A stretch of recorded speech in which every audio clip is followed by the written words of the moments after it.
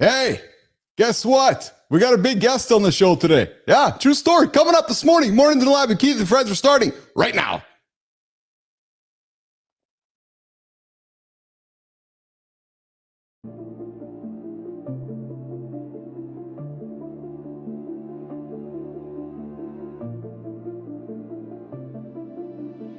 Welcome to Mornings in the Lab, where when something negative comes up. Building muscle improves blood flow. From squirting to squirreling. Start small, build up, and expand from there.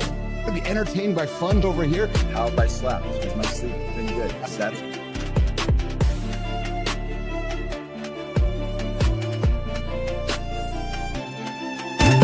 What doesn't come from breaking the rules, you guys?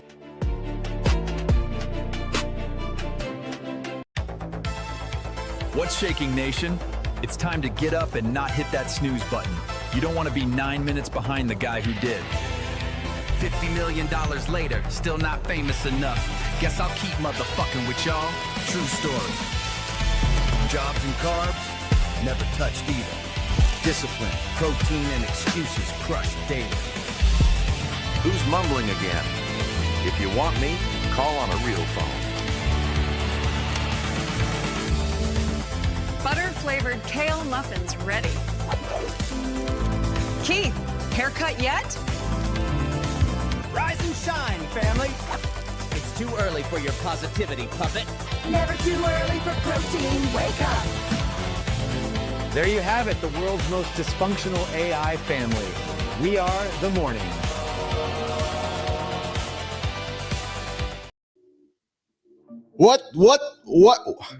What the hell is going on? Jimmy, Melissa, good morning, nation. I just don't know what that was. You guys know I'm a wrestling fan. I don't know if I was kayfabe or if that was real or Jimmy, what the hell was that, man?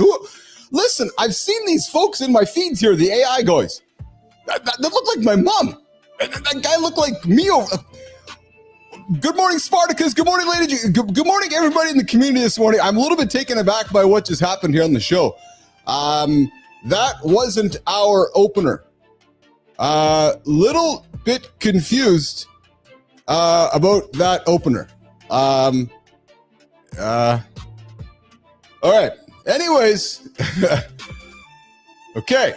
Welcome back to Mornings in the Lab with Keith and Friends, your live morning show for men's motivation. A little taken aback by what just happened here. Just saw a little open. Yeah. Anyways, hey, this is not just another surprise scroll, you guys. And not just another sunrise scroll. No, this is where entertaining conversation, motivation, and apparently some crazy shit happening on the morning mindset where meet that gut level truth. We're talking dad bod today, guys. I'm a little bit taken aback. Listen, hold the horses. Boom, boom. This is the greatest morning show on the planet. Mornings Live with Keith, John, and Friends getting after every single day. Good morning, Spartacus. Good morning, Brew Drive. Good morning, Lady Drew. Good morning, Matthew Roof. Good morning, Melissa. Good morning, Jimmy. Good morning, everybody. It's Romp Room today. Yes. Oh, yeah, baby. Here's what we got coming up today on the show. In a deep dive, we are unpacking the brutal truth about dad bod. Yeah, I had a dad bod for a while. True story. Oh, yeah, big gut. Just big gut hanging over my belly. We're not celebrating it today, guys. No, it's not just about looks. No. It is not about looks. It's about what your gut is really saying about your hormones, your energy, and your identity as a man, as a human being. Listen, your gut is your habits. There, I said it. Simple as that. Your big ass gut is your habits. Your dad bod is your habits. Yeah, we're going to talk about it today on the show. Then over on the center stage, we got a no fluff comeback story with David Meltzer. No, not the wrestling writer. No, David Meltzer, who went from Jerry Maguire, CEO. I said it. Yeah, Jerry Maguire, CEO, to bankrupt and back to $100 million. True story.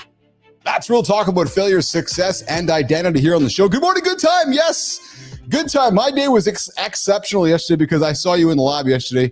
And now that I got you here first thing this morning, the good time. Did you guys see the opener? I'm a little bit taken aback. If you haven't seen the opener, go back. I'm a little bit kind of figuring it out, what's happened. Coming up in Community Corner, pro athlete. Jesus, Murphy, we got the guests today on the show.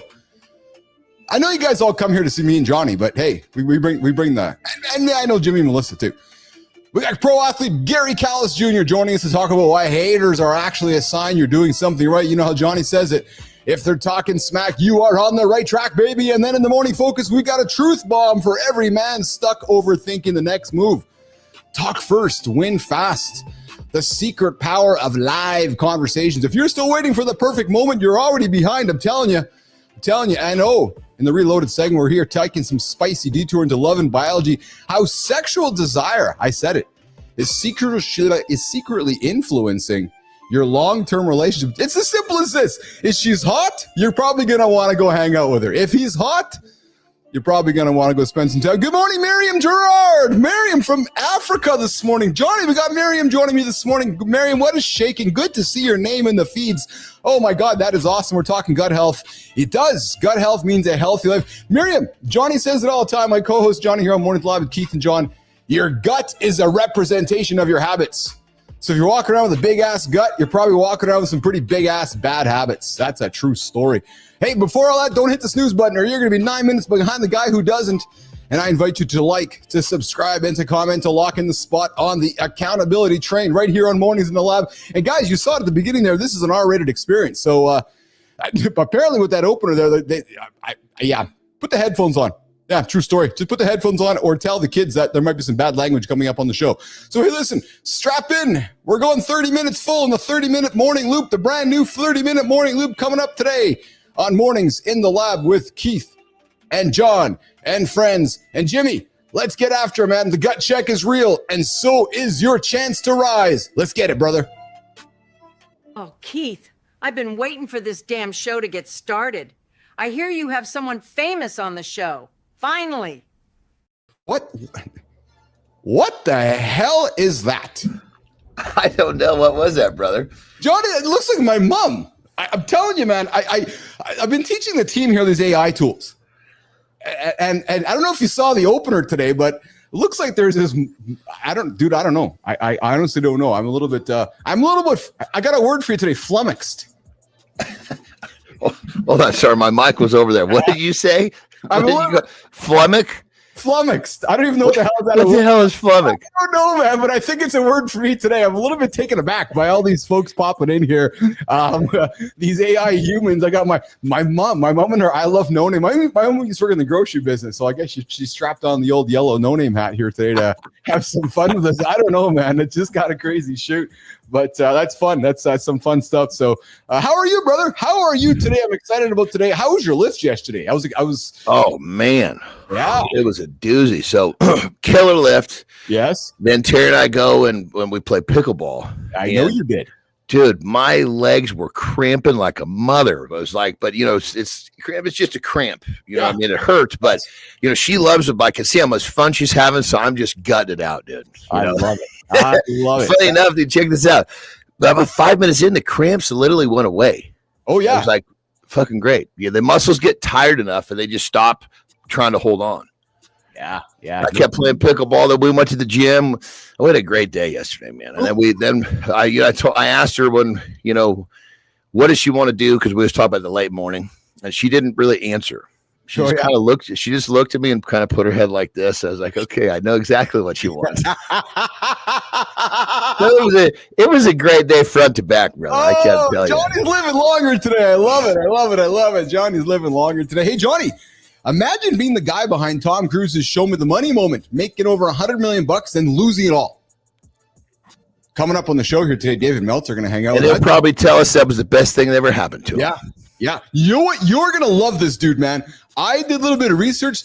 Systems, stacking on systems, managing, calendars.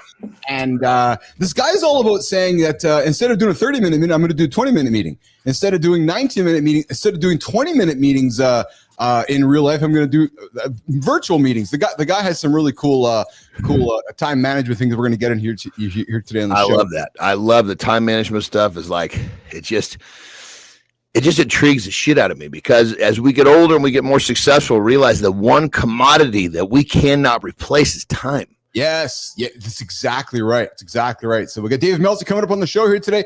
And I got Garry Callis Jr. joining me in the community corner, coming up to celebrate a few folks coming up on the live. And then for the deep dive at the top of the hour, Johnny, we joke about it, right? The dad bod, and we wear it like a badge of honor. And I know a lot of guys, Hold on. We wear the dad bod like a badge of honor. I'm using the we rhetorically, right? Because I'm going to say that a lot of guys just get comfortable with it. I got you. Yeah. And I don't mean that in a judgmental way. I just mean that, I've woken up, I'm 50, and I look in the mirror, and I'm carrying this body, this gut, this, and I'll use your word, but I don't feel good about it. And that's the key word, right? Because that dad bod has come to life because of accumulative bad habits. And I just thought I'd throw it on the table for it today for us to talk about it and maybe inspire through awareness, Johnny, like we do here in the show.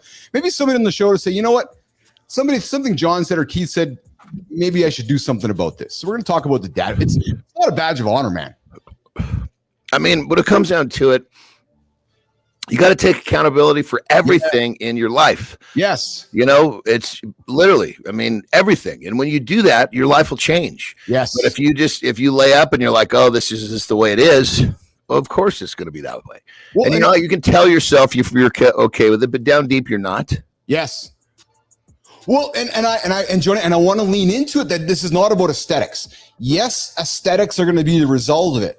But guys, it's the quality of life. Exactly. I'm not going to come on the show. John's not going to come on the show and say, we're going to teach you how to get a six pack. No. Yeah. This is so not about a six pack. That's perfect, brother. Perfect. Go to a different show for that. What will happen is if you get up every single day, make good choices over time, eventually these little muscles underneath that gut might show up and you might say to Keith and Johnny, there's actually something underneath there. But that's you know, an even better way to say that. You're so correct, but those little muscles are already there.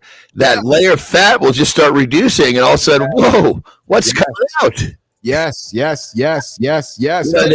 probably be able to see your penis again. There's all sorts of fun stuff that happens with this, you know? So we're going to talk dad bod here in the show. And if you guys have not seen the thumbnails, and I know Johnny's been paying attention, but we've been making some really cool content with some of the new tools we're using. I'll talk about that in the third hour of the show here, but we got some great thumbnails, man. Johnny's got a dad bod in one of our thumbnails here today with the I can't wait to see it, dude. It's crazy. I was looking at what your character, my character. Yeah. Right? Yes. So your character took a nice upgrade. That dude looks like he could go like sing on a stage or something. Right? Yes. My character, you can see he's me, but he's not quite as yoked. He's not quite as cool. Why was that on purpose? I don't know. There's a short that was dropped on the weekend with you and me, and Jimmy was like, "What's up with Johnny?" I'm like, "I know." Exactly. I'm like, and Keith, every time it pops up, it's like he's got those teeth. It looks like he's ready to start singing something, you know, pumping the mic away. Then you look at me like, fuck, I think I know that guy, but did he lose a bunch of weight? Oh shit.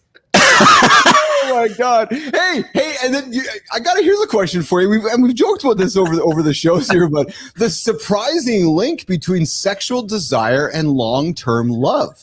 Hey, get this. Ever wonder why your type, Johnny, in air quotes, your type seems to change depending how you're feeling? Well, there's some new research that reveals something we don't talk enough about, which is how your sexual desire in the moment or even over time silently shifts from what we think we want in a long-term partner. And it affects both men and women more than you might think. We're going to talk about sexual desire, man, whether it's you know, are you hot for the man, hot for the woman? There's something to do with that when it comes to the research, brother. I'm sure I know you've gone through your life with it. Yeah, I mean, there's got to be all sorts of interesting shit inside there. Yes. And the guys, you ever feel like you're shouting into the world with your marketing, emails, ads, posts, crickets? Well, listen, you guys are seeing us do it here on the show every single day. What if the real game changer wasn't broadcasting louder, but actually talking smarter? Live one-on-one conversations. So coming up in the second hour during the Morning Focus, we're going to get into just this idea of live conversation and the power of it and what you can get out of that. So guys, you can join the show live right now with us or in the Mornings in the Lab community. To join the show, 431-300-3005, phone, text, or leave a voicemail. Come say hi in the comments. I see it's very active over on the vertical comments, and I have not looked at the horizontal ones yet. I see the horizontal. I see Mike Sullivan. Mike Sullivan, what's going on, Mike? I see you there in the horizontal. We got a big party happening in the vertical comments. We got B Drive coming in there with the 6-pack. Guys, if you're looking for a good B channel, go check out Bernard's B Drive channel over on YouTube. We got Global coming in. Joins mic will be lower and tilted to avoid distortion. Oh, here, Johnny, we got Global is actually our tech expert, Johnny. So Global is giving us feedback. Johnny's mic could be lower and tilted to avoid some distortion, and John's gain dial is my shit distorted? I think a little bit, yeah. And John, well, I just got to keep it away because it's weird. Sometimes when I was just on a podcast a couple days ago, they wanted that thing. I mean, they wanted me licking it. Like, they want it right here. I was like, okay, I feel like it's better off a fist or two away. You know, we have. So you know what I love? What's happening here, Johnny, on our show we're building here is we got our unofficial community leader Bernard hanging out in the comments, just making sure that everybody's acting appropriately, or he's going to sting him. He's like, I'm going to fucking sting you with my stinger. And then we got Global. Global is our tech expert. Global makes sure my volume's good, my glasses are good, your volume's good. Global is on the ball with us here today. Young Conquer, what's going on? I see you. What is the dad bod? We're talking about Young Conquer later on in the show here about the dad bod and why we might want to why we might want to make some different decisions regarding the dad bod along the way. Look at that. It's already lower. Does that help? Does that help? Because now I'm talking over it, so maybe it doesn't crackle anymore. Oh yeah. Well, come on, baby. That's chime in. You know, I mean, we're talking on the fly adjustments here. You got to give me some feedback, babe. That's right. To those who are watching the show not live, later on and watching it on demand, I invite you to come and see us in the Mornings in the Lab community over on the YouTube channel. Jimmy, let's get into the morning loop transition, brother. Let's go, Jimmy. Come on, babe. Jim.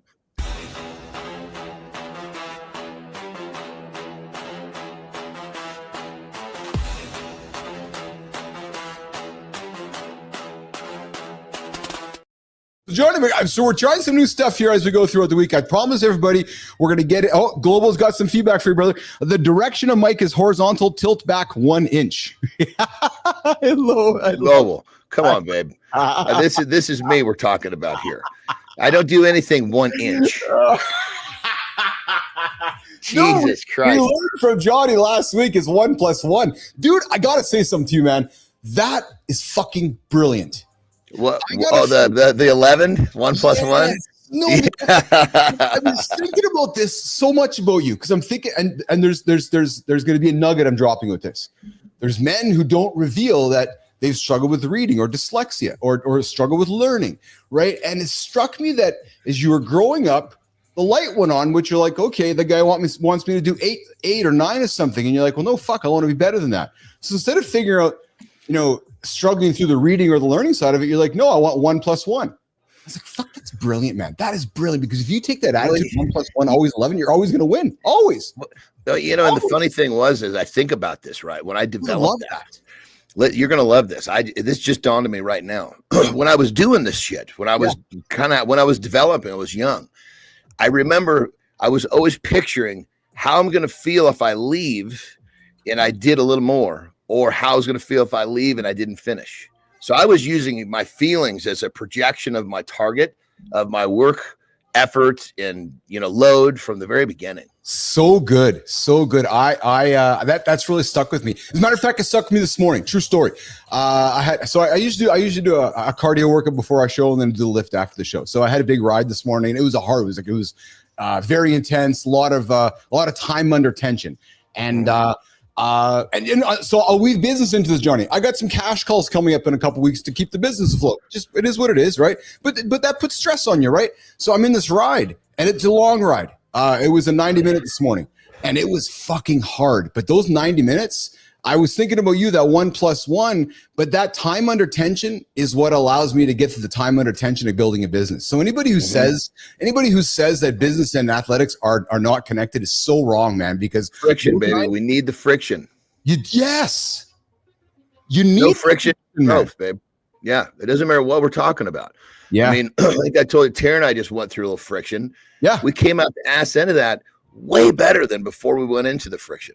Yeah, it's just like when AJ said a few weeks ago. Remember when AJ was talking about, and just a heads up, I talked to AJ on the side yesterday. I said, hey, tell Johnny and send my love to Johnny because I'm really busy with work here. And so what's happened, he works at a pro facility and a bunch of his pros changed their schedules. And he's like, but I work for them. He's like, so I can't really kind of tell them that I got in that world, you're kind of at the mercy of what they want to do. I'm trying to go into Keith and John's show, but I got some buddies who like literally one of my buddies just got hired for that working for the Bears, right?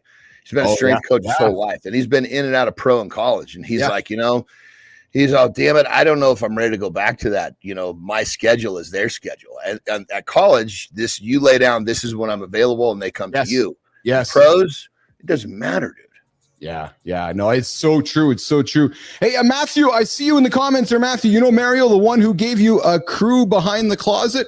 I do not know Matthew. Tell me more, Matthew. Global, I see your comments there. Imagine saying something profound and you misspell a word posted on screen. Yeah, my mother was an English teacher and might be watching. True story. Spartacus, I see you there as well.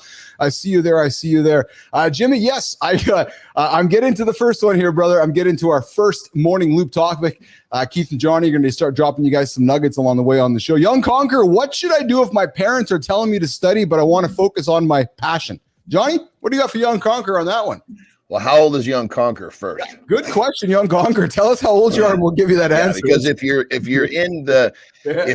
living with them, then you, much like myself, you've got to do what's necessary to stay inside the guidelines of their rules of their to live under their roof. Yes. And then you take that extra time and put it into what you want. So that means you might not be hanging out with the boys or whatever it is you kids do, and playing video games.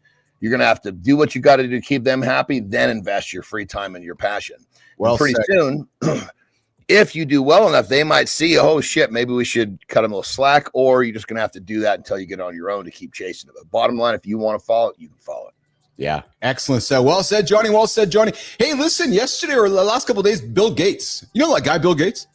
I think dude, I hear a lot of weird shit about him. Like, he's on one side, you hear about him doing all this great shit for the environment. The other side, he's like partnering with these fucking toxic companies. I don't know what to believe anymore. It's funny you say, because me too, actually. But there's one thing I do believe about the guy is that he's certainly has had an impact. Oh yeah, Young Conqueror.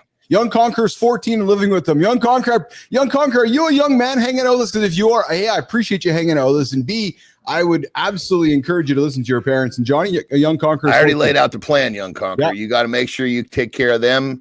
Your free time, you make the sacrifices. You're going to say a lot of no to the boys unless the boys are involved in your passion. That's it. So Bill Gates just dropped some bombshell here that should terrify, I'm going to say, every man with a college degree. I can't wait to hear this. AI isn't just coming for entry-level jobs. It's already here, and it's systematically replacing the work that justified student loans, man. So listen, here's the reality, man. Right? Say that again. I'm not quite. Say it one more time. Yeah. So AI isn't just coming for entry-level jobs anymore. It's already here. It's taking entry-level jobs. But what it's also now doing is that it's systematically replacing the work that has justified student loans. So here's the point. There's people right now that are going to school. So if you're paying a student loan, the education you got is now in jeopardy. Exactly correct.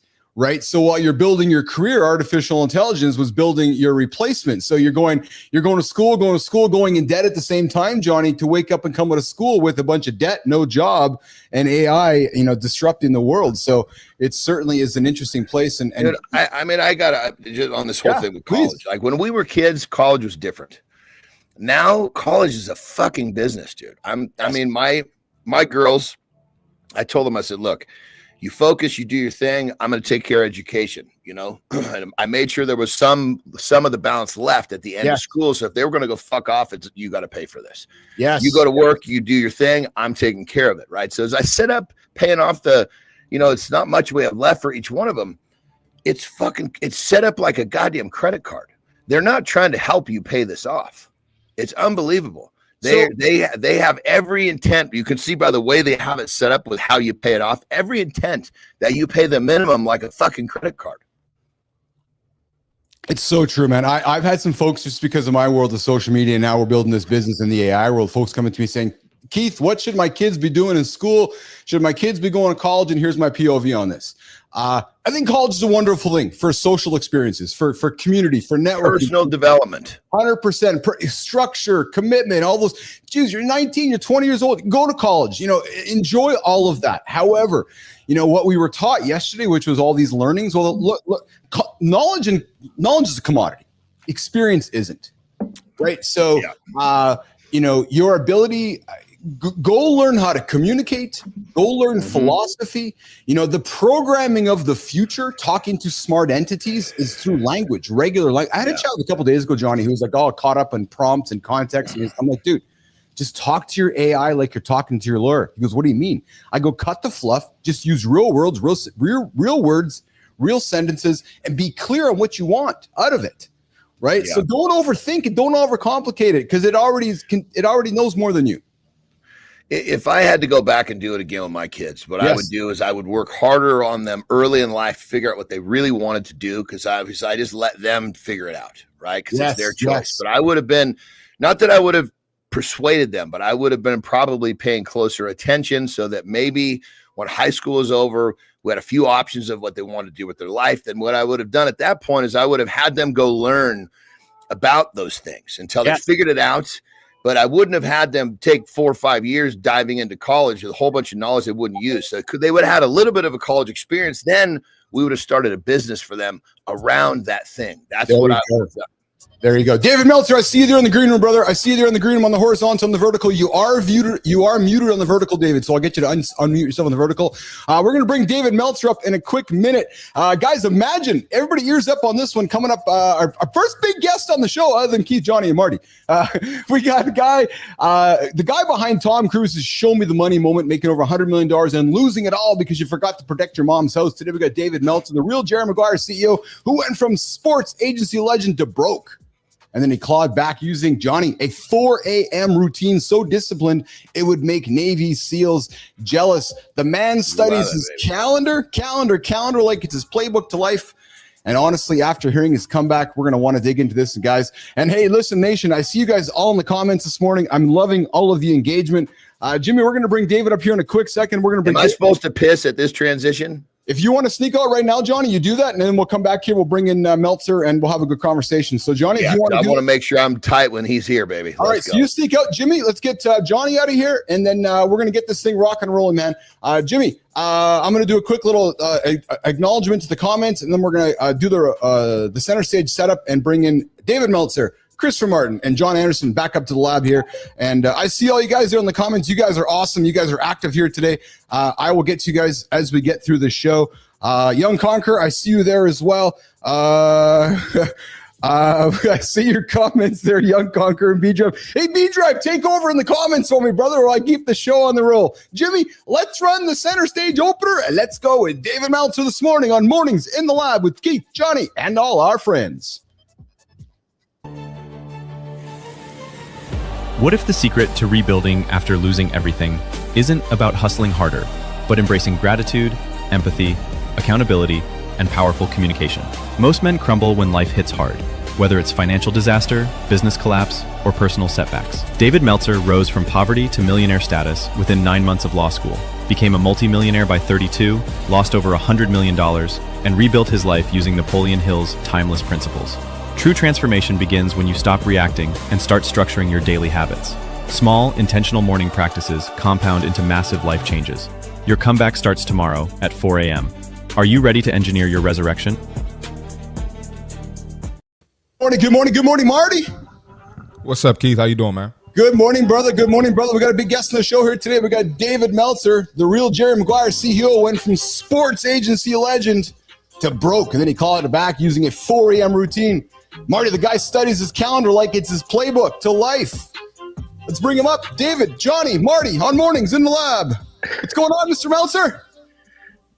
Good morning, everyone. Am I on? Oh, what's up, brother? Pleasure to meet you. What's going on, man? It's great to meet you guys. I love your show. Thank you so much. Hey, you got up early and got after it today. How are you this morning? You joining us from San Diego this morning, David? I'm actually at my Orange County house, but yes, in Southern California, enjoying the early peaceful time from 4 a.m. to 5 here, 31 to get on your show. Yeah, thank you so much for doing that. Hey, so what's the obsession with the 4 a.m. early morning? I'm an early morninger, Johnny is, Marty is, and there's a lot of folks that still struggle with that early morning, David, but you get up and you get after it, and it's become a non-negotiable for you, David. Yeah, I think the bigger lesson, it used to be when we were 9 to 5 people, so important to get up early. I think because of the world economy and the world accessibility, that we really have to look at having an unwinding routine. And what I mean by that is that we need to reverse engineer when we want to wake up that's most productive, accessible, and gracious for ourselves. Because some guys, look, they're working in India, Korea, Japan, Philippines, wherever. It makes no sense to wake up at 4 a.m. But what does make sense is to put your mind, body, and soul in position for two things when you sleep. And it's actually sleep that's my non-negotiable, not waking up at 4 a.m. You know, God tells us you need 5 things for the human experience. See, the human experience is bookend by your heart starting and your heart stopping. And God says, if you don't breathe, your heart's going to stop. If you don't sleep, your heart's going to stop. If you don't eat, drink, and move, your heart's going to stop. And so I make those 5 things the priority, because my intention in my human experience is actually to have a human experience, a healthy one. And so I have a sleep coach. I have a nutrition coach who also is a hydration coach. I have movement coaches. And so for me to be in an unwinding routine, to put my mind, body, and soul in a position to do 2 things. 1, recover. Coming from a sports background, everybody knows those who recover better perform better. And then 2, the more woo-woo side of David Meltzer, which I never would have imagined would be part of my life. But I believe I access information while I sleep. I believe that I'm part of an infinite, unified, abundant system of thought. And so my life is so much easier because I wake up at 4 a.m., which is where I desire to wake up for what is best for me, not for other people, what they think, what's missing, what they don't have, not what for my mom wants for me, but for me to access that information, transcend it, to make life easy and get rid of the dis-easy. Oh yeah, I love it. I love it. I just got to jump in real quick, bro. I've had a non-negotiable bedtime 8 o'clock forever, and it's that right there. I mean, I wake up, my alarm goes off at 3, but I'm always just waking up when it comes. My body knows in that early morning time. I so agree. That's that time where you get. It's like all that information that you've been kind of access through the night. You get up, you get your mind right, and you basically give your best version of yourself to your loved ones, the world, whatever it is you're focusing on. If more people live by this, we'd have to have a different breed of people walking around. And you know, David, go ahead, Marty. Can I chime in real quick? Yeah. Real quick, David, I actually listen to you every week. I was listening to you this morning. So this is not to be a fanboy. This is actually pretty cool. But specifically this morning, just so you know, I do listen to you. Yes. You said that you do your movement before you do any business, before you do any family stuff. So can you expound on that a little bit more? Because I'm a fitness coach, and a lot of my people, they try to do the stuff at the end of the day, and they don't feel like it. Their mind is all over the place from the day. So can you expound on that a little bit more? Yeah, I put time to everything, as Keith suggests. And so one of the things is a minimum of an hour a day into that movement, you know, and the health side of things. And this changed because of my wife. Understanding, I asked her when I made the recovery, made back the money, did it the right way, not by looking and pursuing the outcome, but instead by looking at my behaviors and saying, look, I'm going to enjoy the things that I don't like or love about what I love. And I actually realized that when I played college football, this is where I learned that lesson, because I was a below average college football player, to be quite honest. So I love football. That's why I ended up partnering with Warren Moons, representing the Pro Football Hall of Fame. I love football, but I did not like or love being a second or even third string college football player. There's a lot of stuff. So I had to learn to love what I don't like or love about what I love. And I put that towards activity I get paid for. I put that towards activities with my family. Look, anybody that has kids, you can't tell me you love everything about your kids. Or maybe if you're married like me, I'm the best wife in the world, but she knows that she does not love or like everything about who I am and what I am. So she's learned to love and like what she doesn't. So for movement, it's the most important thing, because here's the simple truth, Marty, why everybody should be on you. If you are healthy, and you start out making it a non-negotiable, because there'll always be excuses at the end of the day not to move or work out or to be healthy. But if you're healthy, you get as many wishes as you want. Most valuable thing you can have in life is that faith and wish, that hope of being what you want to become. But if you're unhealthy, you only get one wish. And you can't take care of anybody if you can't take care of yourself. Oh, yeah. Well said. Good morning, Scott Benzie. I see you there in the comments. We're hanging out with David Meltzer, the chairman of the Napoleon Hill Institute and co-founder of Sports One Marketing. He formerly served as the CEO of the legendary Lee Steinberg Sports and Entertainment Agency, the real-life inspiration behind Jerry Maguire. David, I got to tell you, Johnny, ears up on this one, man, because when I met you, and Marty, you too, man, when I met you, Johnny, you talked about the word frequency. And I got to tell you, man, and David, I don't know if you've realized, man, but you use the word frequency more than most radio DJs. And you talk about operating at your highest frequency, carrying this energy that makes people feel like they'll make $100 and you'll only pay them $20. David, lean into this idea of frequency and why it's so important to you and why so many people are missing out. Because when we met Johnny, Johnny is all about frequency as well. Let's lean into the idea of frequency, David Meltzer.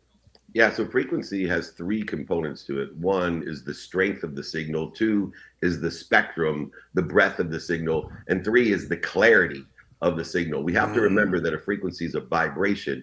Everything vibrates. The earth vibrates the slowest, plants, animals, humans, sound, and then thought. Don't forget the thought that vibrates the fastest is the truth. And we're pursuing our truth. We can only be aware of that which equals or is less than the frequency or vibration that we have. And so remember, if awareness makes things easy, and in fact, I got into meditation because Dr. Sangeeta Sahi, who I was blessed to run into, told me, wouldn't it be nice if I could teach you through meditation to elevate your frequency, your vibration, so that you could be aware of when to buy or when to sell? Think about the value of being aware of when to buy or sell. Think how rich you could be if you had an awareness of when to buy or sell. These are the simple things that happen when we elevate our frequency. And there's only two ways to elevate your frequency. Find someone at a higher frequency and ask them for directions, or help someone at a lower frequency come up to your frequency. The fastest way to get to where you want to be is to find someone that's already there, or help someone get to where they want to be. And we can do that with frequency as well. Yeah. You know, brother, I love that. A lot of times people don't understand frequency. And my deal, I just boil things down to the simplest format. I feel like that's what helps me, helps others. So a lot of times people don't understand frequency. They don't understand abundance, scarcity, but they do understand winning and losing. When you're in a winning mindset, you make a different series of decisions, is really what David's saying. When you're in a losing mindset, your confidence is down. Those decisions are going to take your life in general probably the wrong direction. So that frequency, that high vibration, that winning mindset, that's what we're talking about. Well, you know the winning mindset, and Johnny Marty, this one, you guys are going to love this one, because David, I'm looking at you, brother, but your mom, Johnny Marty, ears up. David's mom instilled the Goya philosophy with David. And Johnny Marty, I think your mom's did, and Marty, I'm suspecting your mom does right now, actually. And Johnny, I know yours did. And I know my parents did. My mom did with a wooden spoon. And it's called get off your ass philosophy, the Goya philosophy, which is this method has become the core methodology for David. When everything feels stuck, he instills the Goya philosophy. David, talk about the Goya philosophy, brother. Yeah, a lot of people love the law of attraction. I'm actually in the movie on Netflix called Beyond the Secret on the Transformational Leadership Council. I believe in the law of attraction, but they forget the second law that has to go with it, which creates the mathematical equation of luck. You see, you can pay attention to what you want. Yes. And you can sit at home, high on your mom's couch, broke and sick and whatever else you are, dreaming about your Ferrari. But unless you apply the law of Goya and get off your ass and do, say, think, feel, and believe every single day, 7 days a week, in alignment with that divine direction, whatever it may be, you're never getting the Ferrari. I'm sorry. If you vibrate that quickly, you wouldn't be on earth that you could just manifest a Ferrari in your driveway by dreaming about it. And so if you institute the law of attraction first, pay attention to what you want, then align the law of Goya to get off your ass, do, say, think, feel, and believe, give intention to it. This is how and why I'm the chairman of the Napoleon Hill Institute. This is why Think and Grow Rich, Outwitting the Devil, some of the seminal personal and professional development content is from 1930s. The things that Tony Robbins, Wayne Dyer, Bob Proctor, all the greats learned from Napoleon Hill. That's why I don't want that content to die. But if you pay attention to what you want, plus give it intention, it will equal the coincidences in your life. In other words, the universe will coincide with your divine direction if you institute the law of Goya. Yeah, I love that, brother. And again, I always like to take, and I have my own exact belief. I just basically, what I say is, I am always working to be prepared for that opportunity that may be coming today, which is really what you're saying. Correct? John, you and I speak the same language, and everybody, it's so important to describe things in your own words, because you resonate with other people. I resonate with other people. And to make it simple is absolutely the best thing to do. Remember, the simple things to do are simple not to do. And so we can't even make it simple, and I use gratitude, my cornerstone of my life, to teach people how hard simple is, because simple takes 0.1 seconds and it's free. And all you got to do is say thank you before you go to bed and when you wake up. And I guarantee your life will change in 30 days. I guarantee it. No problems. But yet by the night, half the people listening won't say thank you, even though they all agree with me and you. Yes. By tomorrow morning, another half won't. And by 3 days, almost all of us won't say thank you. So if you can't put things in simple terms and you don't realize the simple things to do are simple not to do, then you're never going to be able to manifest or to monetize or to materialize the desires in your human experience. Yeah. Marty, can I ask? I was just gonna say Goya makes me think real quick. I got a black mom. I don't know how many black moms y'all know, but she taught me Goya at 4 years old. but Goya, it all comes down to, in my opinion, the ability to self-assess. So you got to know when it's time to improve. You got to know when it's time to take it up a notch. Yes. And I think a lot of people struggle with that. Yes. And they don't have a mom like the four of us to instill that Goya in them, and it moves on to your adult life. So Marty, that's on terms of the mom. I got to say, I was like, perfect example. She wasn't saying Goya, she wasn't saying anything, but here's one of the things she did was Saturday and Sunday. Yeah. I was getting up. There was no sleeping in. I got to sleep in only if I had an athletic event the night before, because she wanted me to rest. Yes, football game, you got to sleep in. But it wasn't sleeping all day. She was coming to get me up at 10. There was nothing till noon. But on a normal day, I was up. By the time school was actually started, I was up. Yeah, my mom's wooden spoon was named Goya. It got me off my ass every single day when it needed to. David, the other thing that really strikes me, and I found some themes that really we lean into on the show all the time, which I believe is successful, which is this idea of systems. And Johnny's success in life, Marty's success in life, my success in life has been because of predetermined systems. From your predetermined money distribution model to your non-negotiable 4 a.m. routine to your 4 core principles, you've essentially automated success by removing emotional decision-making from the equation. David, talk a little bit about the power of the system. David Meltzer. Yeah, so the system is aligned with the human experience. So the human experience, as I mentioned, we know from the time the heart starts till it stops, and it's separated by 24 hours. So understanding that 24 hours is a guarantee from God. You're guaranteed 24 hours a day, every day of your life, except for the last day, you're going to be cheated. So first of all, we've been given a system, a framework to play or to move or to utilize this human experience. And so what I do is create a system, number one, that's automatic, because most people fail because of circumstance that's not aligned with where they want to be or better. And so you talked about the non-negotiables. Yes. Half of my life is non-negotiables. So I have a system that says no matter what happens, God can laugh at me all day long. It's non-negotiable that I'm going to sleep, health, family, finance, faith, the study of relativity, and the study of time. 8 hours, I'm just going to average, but 8 hours of sleep. I get 7 like John, right? I go from 9 p.m. to 4 a.m., but it doesn't matter what the sleep is. I basically take sleep plus health time, family time, faith time, the study of time, and study of relativity, and that equals 12 hours non-negotiable. You talked about wins, John.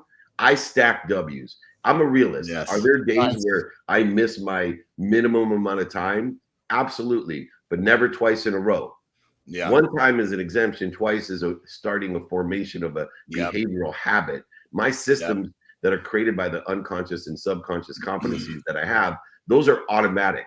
So what does it leave me? If I have 12 hours of non-negotiable stacking of wins, now I just have to focus in on circumstance, saying, I already acknowledge humility, that God's going to laugh at me. So I just got to learn the antidote to being overwhelmed or procrastinate. And what is that? Prioritization, another system. Knowing what I want, who I can help, who can help me, and how to get it done allows me to know what's important, not what's urgent. Being able to prioritize what's important in the circumstances of the day. Pre-prioritize, as John said, prepare, prioritize, and then reprioritize according to the circumstances. Half of my life is already guaranteed because it's non-negotiable. The other half is super fun, productive, accessible, and gracious because I become an expert of prioritization of the negotiable behavior, and I frame it within a 24-hour frame because that's all I'm guaranteed. So as long as I'm focused in on the behaviors of the 24 hours in a divine direction of where I want to be or better. Now, one of the secret sauce is not to ramble, but I got to put this in. God gave us the ability of relativity.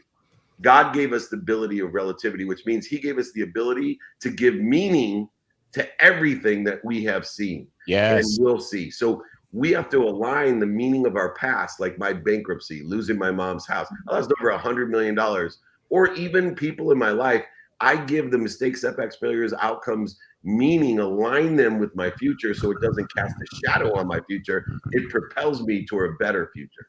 Yes, we're hanging out with David Meltzer this morning. He's the chairman of the Napoleon Hill Institute, wakes up at 4 a.m. every single day. And the guy does 20-minute meetings. He's got some systems in place, which makes his time more effective, which gives him 3 extra days back every single year.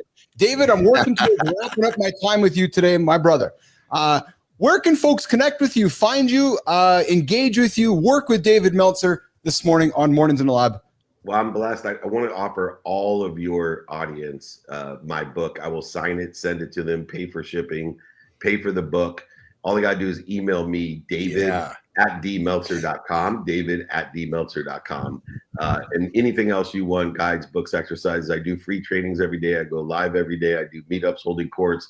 I'm on the Aspire Tour. I'll be in Dallas today. Come and see me, David at dmeltzer.com. That text number is the 200 cities I'm in a year to invite you. So if you love invitations, not obligations, join the text. If you don't get bothered by invitations, do not text me. You can email me, though, for a free book or whatever I can do to be of service. I do give 5 minutes of my time to anybody. All you got to do is email me and request it, David at dmeltzer.com. That's awesome. Johnny, Marty, some closing comments for David? Bro, I just got to say, man, it's so refreshing to hear someone like yourself laying the stuff out, because more people need, and like you said, simplifying things. More people need to hear how this works, because once they get a taste of it, they won't go back. Marty. Yeah, and me being the young guy on the show, you know, it feels good to be around people on the same frequency, same word, and people speaking the same language. So, you know, Johnny and Keith motivate me every day. And like I said, I listen to you. So I definitely appreciate you. Great stuff today. Awesome. David, I'm fully grateful for your time this morning, full of gratitude that you were able to spend a few moments. You got up and spent some time with us today. A lot of love from me. We use that word on the show every single time, brother. So a lot of love from me, Marty, Johnny, the entire Mornings in the Lab community. I hope you'll come back and spend some time with us again today, brother. Absolutely. Love to have you guys on my shows as well. We got to amplify the message and the frequency. You three, obviously, your frequency is my neighborhood. Love to join your neighborhood and have you join mine. Thank you, everyone. Awesome. David Meltzer, empowering over 1 billion people to be happy through four key principles: gratitude, empathy, accountability, and effective communication. Jimmy, let's walk Mr. Meltzer out of the lab. We'll see him again soon. And Nation, let's go say goodbye to David. David, have a great day, brother. Thank you, brother. Thanks, David. All right. Wow. There we go, guys. David Meltzer hanging out with us this morning in the lab. Marty, Johnny, baby. That was fun, man. Whoa. Yeah. Fire. Yeah. Like drinking. It was like a basically just it was like a nice streamlined lesson. Oh, that was a Goya for me. Yeah, Yeah, so let's go around the table. Marty, what did you take? We had 20 minutes with David, and I knew we did. He's all about a systems guy, effective time management. Marty, let's go around the table. What did you take from that moment, that time with David this morning? When I had asked the question about his why he does an hour of working out or some type of movement before his day, and the first thing he mentioned was his wife. So me being a younger guy and aspiring to be married, I'm not married yet, obviously, but I'm seeing how successful guys can prioritize business and you can prioritize family too. And so that's probably what stuck out to me the most. Like I said, I listen to the guy every day. Some of the stuff I heard him say a few times. But that's what stuck out to me the most. That's awesome, Johnny. What did you take from that experience with David? Honestly, it tells me hearing somebody like him. I mean, he's advanced for sure, but it makes me feel good to hear him talk because, like he said, we're speaking the same language. So it just lets me know that I'm on track. I just got to keep doing my thing and developing systems and protecting my time. It's just refreshing to hear someone that gets it that deep, because I'm not going to say I get it as deep as he does, but I'm in the same arena, so to speak. And it just tells me that I'm all of my hard work and my focus is serving me in the way that, I guess that's it. It just tells me I'm on the right track. Johnny, me too. Marty, me too. What I took from it was just another reminder that there's no rocket science. There's no magic pills, no magic potions. It's these principles that many of us struggle at with life. But yet when you boil it down, if we can find a way, like I like what he said, right? He's like, okay, so 12 hours of my day, he already said 12 hours of my day are on non-negotiables. So after that, he's like, I got 12 hours to fill with fun and fill with things that are going to move my life forward. Like, what a mindset shift. When you can wake up knowing half your day, Johnny and Marty, is actually taken care of by non-negotiables, so you'll live longer. Like, dude. Brother, and those non-negotiables so for me, I don't, yes, I totally agree with that, but I look at the system that supports the non-negotiables. That's what I mean. Yeah, but that's what I mean. It's like there's no distractions, no confusion. Like, okay, he wakes up and goes, okay, I got 24 hours, 12 of them are taken care of. These 12 will make me live longer for my family. Boom, period. Cross them off. Now I got 12 left. That's it. Just 12. I can't make up 13 or 14. Like, I love that, man. Yeah. Well, I mean, it's for me with the simplicity of what I need to be successful. And I break it down to the simplest thing. Like, I'm done with my shower. Each leg gets 3 pumps of lotion, upper body these are the things, right? I don't, a lot of times people will look at like a shower as a hurdle. Like, oh, I'm too tired to take a shower. It's just a simple execution. I don't have to, I never have a roadblock of things like this because it's all predetermined. You know what he also said too, Marty, Johnny, was that we had a chat last week about Warren Buffett's longevity schedule. Remember? And he eats all this bad food. But Johnny has one non-negotiable: sleep. Same with Meltzer. And when he said that, I was like, that was another one too. Like, yes, when I hear people talk about, I always mentioned Dan Martell. He says, if you would do one thing, you have a set bedtime and you stick to that, you will find success that you don't find without it. And it just, to me, that's just the sin. And then to hear David come on and say the same thing, and he's like, literally, he was like, I'm 9 to 4. John, like this little thing rang in my head. I'm 9 to 4. John's 8 to 3. Like, it's just a simple shift where that's the stuff that tells me, yes, I'm not letting fucking shit get in front of my bedtime, because keep in mind, we live in a world where all these things are constantly challenged. Yes. Yeah. I didn't have time to ask him this one question, but Marty, I suspect if I would have asked him the one common denominator amongst all the high profile humans he works with, I'm going to think it's probably sleep. Would you guys suspect that too? I would. Yeah, I would agree with that. You got to have a certain, in his line of work, you got to have a certain level of energy. You got to be like super positive. You got to be on your feet. You got to be thinking quickly. So I think that only makes sense.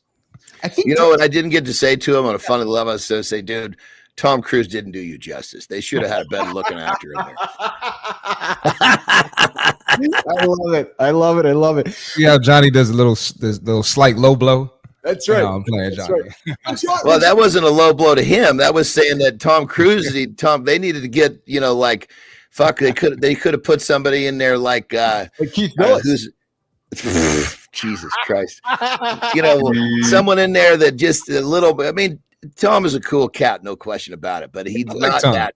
I do too, and he's got a good way about him. But I think they could have put somebody in that had a little bit more of a physical prowess. I think so. I have a little philosophy, and Johnny, I'm looking at you in this one.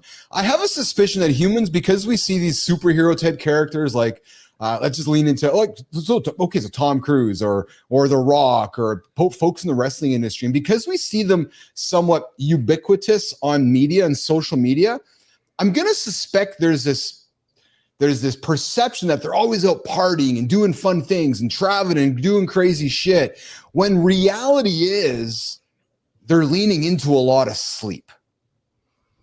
Would I be correct? Dude, I mean, here's the thing. I mean, there's no question when you're on the move and you're in demand, yes, that, they're going to try to suck every moment out of you. You have to try to find a way to stay on top of taking care of yourself. And there are going to be times where you perfect example. There are going to be times where you're like, when I was wrestling, there was periods where I was hot. So I was fucking going everywhere. And there were times when I just literally, there wasn't enough time to sleep. I'm sleeping, on airplanes. I'm sleeping waiting for airplanes. I'm sleeping in the locker room.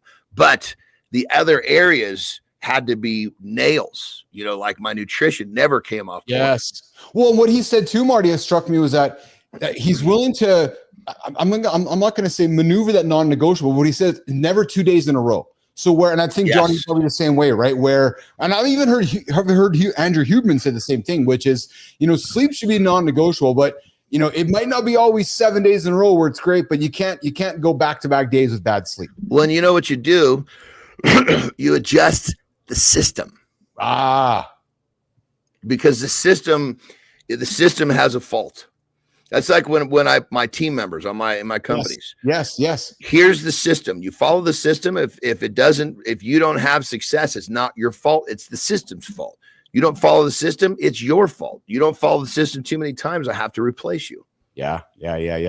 Good morning, everybody. What is MITL? It is Mornings in the Lab. We get after it every single day here at 7:30 Eastern Time with Kindness Rising. Matt Roof gets after it on the Mornings in the Lab live network. And then at 8 o'clock Eastern Time, we get started with myself, Johnny, and Marty, and guests like today, David Meltzer. And we got an extended 3-hour show here today, guys. On a moving forward basis, the third hour has been added inside the AI lab with myself, Keith Billis, leaning getting it, baby, AI, getting it, so forth. Exactly. All right, we're coming up to the top of the first hour.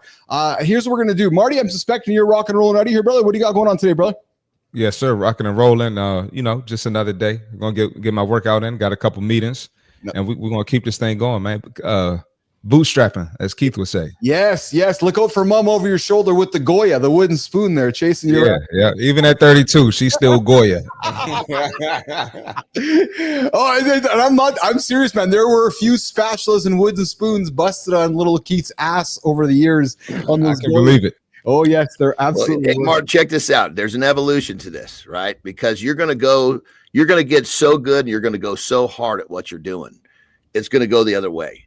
Now, then you're like, my mom is always on me to make sure that I'm getting enough rest because, that she influenced me to work hard, but the influence went so well. Now she has to use her influence trying to slow me up. So my guess is that at some point your mom's going to realize, holy shit, this young man is going so hard. I better influence him to take a deep breath. Part of the evolution, brother. There we go. No, it's literally happening now as we speak. There we go. There we go. Told you need to sleep on Saturdays. On track. The other day. Yep. That's perfect. Isn't it crazy how the evolution goes? Yep. You're right. Mom's taking after Marty. All right. Okay, listen, here's what we're going to do. Marty's going to walk out of here. Johnny, we're going to do the lifestyle tip with you. And then when you get off stage, you can go do a reset. Then we're going to reset the second hour. How's that sound, brother? Let's go, babe. Let's do it, Marty. Take care, brother. Yes, see y'all tomorrow, man. Look, my brother. Sir. You too. Yep. All right, guys. Let's do it, Jimmy.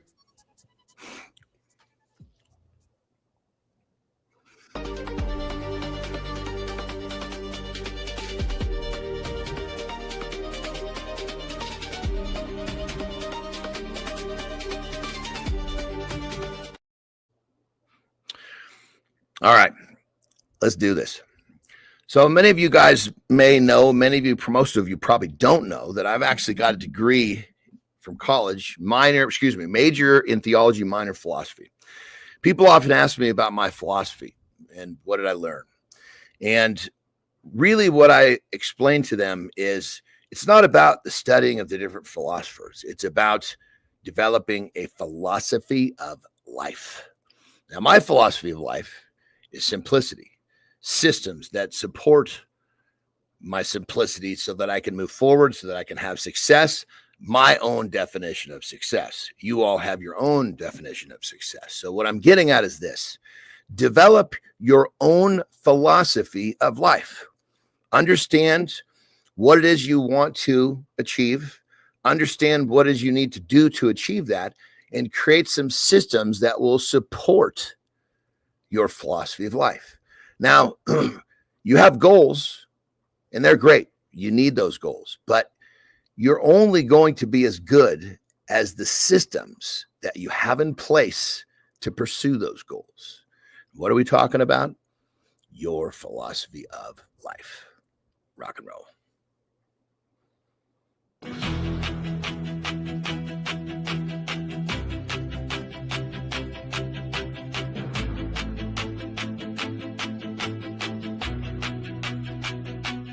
All right, good morning, everybody. If you're just tuning in this morning, we ripped the truth with David Meltzer in the first hour. What's going on, everybody? Mornings in the Lab with Keith and John, getting after it every single day, 8 o'clock Eastern time, right here on the Mornings in the Lab Live Network. Yeah, you heard me. The Live Network, 7:30 Eastern time, Kindness Rising with Matthew Roof. A reason to get out of bed with kindness. True mother and story. Yep, I see the comments are active, you guys. You guys are awesome. The Mornings in the Lab community is getting after it in the feeds here this morning. I invite you guys. Listen, I know a lot of you guys like to listen in. I know you guys like to hang out and watch in the comments, but I am inviting. Would love to see your name. So Einerson, if you're listening. You guys listening out there that are struggling with the fingers, I'd love to see you guys. Nobody will bite. B-Drive will take care of you. Global will take care of you. We got a smart Global here who's just learned what Mornings in the Lab meant. Global, I love you. Hey, if we're all going to throw each other under the bus, that's how we build a wonderful community. Talks what a great first hour here we've had. We got into we talked about the changing world of AI with Bill Gates stuff coming up, and we talked about that. We also had David Meltzer in as well, and Dusty Struggles waking up to a free book from David Meltzer. But listen, this hour I think is going to hit a little bit harder, maybe just a little bit harder. We're going to load up the second half with more real talk, men's motivation, and the kind of live morning accountability your gut's been screaming for. Yes, we're talking dad bod coming up in this hour. Coming up, the deep dive. We're not done with the belly talk just yet. If you said I'll start Monday, I'll start tomorrow, I'll start next week, this segment's your wake-up call. We're going to unpack what your gut's really saying about your stress, your hormones, and your identity, and how to fight back like a man. Don't just accept that gut hanging over your corner. Community Corner. Pro wide receiver, Garry Callis Jr. He's in the lab. I see you there, Callis. I see you there hanging out, brother. I see you there patiently waiting. Talking about the mental toughness it takes to welcome your haters and turn them into fuel. It's mindset over mood. Men's mental health means athlete performance. And then in Guys in the Morning Focus, we're talking about live conversation here today, coming up at the bottom of this the second hour. And then we're going to save the wildest twist for hour 3. We're going to get into some of the AI stuff and the AI news happening in the world. This is not just a conversation. No. This is accountability that gets after it every single day right here on the Mornings in the Lab Network, 7:30 Eastern time with Kindness Rising. It's accountability in surround sound. Jimmy, let's get back to it. Deep dive is next. Let's cue the beat drop. Jimmy! We joke about the dad bod. We call it a sign of a happy life. But what if that comfortable gut is a warning sign your body is screaming at you? What is it really telling you? For men over 30, that growing waistline isn't just about looks. It's a key indicator of visceral fat, the dangerous, hidden fat around your organs that floods your system with inflammatory hormones, tanks your testosterone, and crushes your energy. Scientific research from institutions like the Mayo Clinic is undeniable. This isn't about shame. It's about understanding the biology of high-performance manhood. The brutal truth is your gut is an early warning system. But the good news? You have the power to fight back. It starts not with endless crunches, but with strategic choices that reclaim your health and energy. What's up, Benzie? To all of you guys paying attention outside of the comments, you guys hear my names I'm dropping? I'm dropping all these awesome humans in the comments in the Mornings in the Lab community. We have an active community here on the show, and I invite you all to become part of the conversation. Yes, Benzu, we added a third hour. Listen, here's the reality. The world is changing. It is changing super fast. And AI is weaving its way through all facets of the world. And Uncle Keith over here decided to insert himself in the middle of that conversation. As a matter of fact, decided to lead that conversation. Why? Well, because I decided to take the experience that I had in the past growing ICUC into a $50 million exit. And I decided to take that experience of the last 18 months of growing the Mornings in the Lab Live network, pack it up in a bundle, and share it with you. So we're talking business. We're talking news. We're talking current events. We're talking about how I'm building this show, this platform with all of you using AI. So my goal with that third hour, Benzie, is to teach. Share, give, and help you all lean into the world of AI as it's weaving its way around us as we get after it every single day on Mornings in the Lab. Coming up, guys, coming up. Jimmy, we're going to do after this one, we're going to do the segment around sexual desires. Yeah, the surprising link between sexual desire and long-term life. No, Jimmy, this is great, man. This is you're absolutely right, Jimmy. So let's go to deep dive, and we're going to come back and talk the sexual desire, the link between sexual desire and long-term love. Johnny, let's get into it, brother. Let's talk dad bod, my brother. Let's be honest. The term dad bod has been normalized, even celebrated along the way. And do you think that it's made men complacent about a serious men's health issue? Now, I'm being serious, man, because we've went through a world where, and here's where my frustration lies, brother, is that it's often confused with, well, you got abs. No, it's about a healthy lifestyle that has, as a matter of fact, you will reveal your abdominal muscles if you get rid of that fat along your body. But let's get into the conversation around the jokes about the weight gain around the midsection. Is it a defense mechanism to avoid difficult truth, Johnny? I think what it comes down to is that somehow in our society, it's become very acceptable. It has. To get married, have kids, and just turn into this thing. So I agree with you. And I think I want to use these words, especially if somebody takes our conversation out of context, because this is not about fat shaming at all. No, when I say this thing, I'm not talking, I didn't say fat. No. You basically, and I'm just supporting what you're saying. It's like where this thing is like, okay, this is what I used to be. This is what I've become. What have I become? And it's just somehow, some way, it's become acceptable. Kind of like taking your kids through the drive-through for dinner, 3 nights a week because you're too fucking lazy to cook them real food. Yes. It's all become acceptable. And because there's so many people doing it, they all pretend that it's okay. It's really not. Yes. So then let me go here with you. So, again, I love that on our show, we're leading with experiences because we know the facts are readily available. AI everywhere.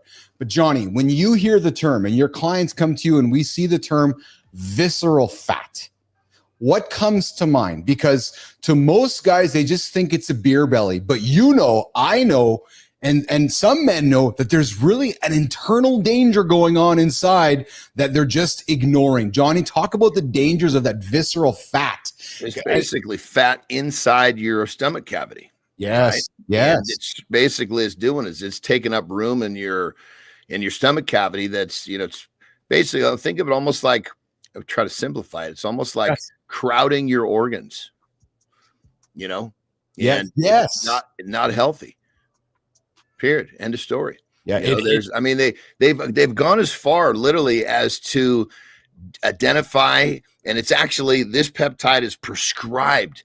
There is a peptide that actually attacks, it tells the body, get rid of this visceral fat. This is not healthy. Oh, I love that. Johnny, we're talking peptides. I think actually I might have something on the docket today. If not today, I know we have a peptide conversation coming up later on this week, but I do think I did even have I'm going to try to pull it up here for our conversation because guys, listen, the peptides are all over the planet these days. We're talking more about them and we're going to keep talking about them on the show.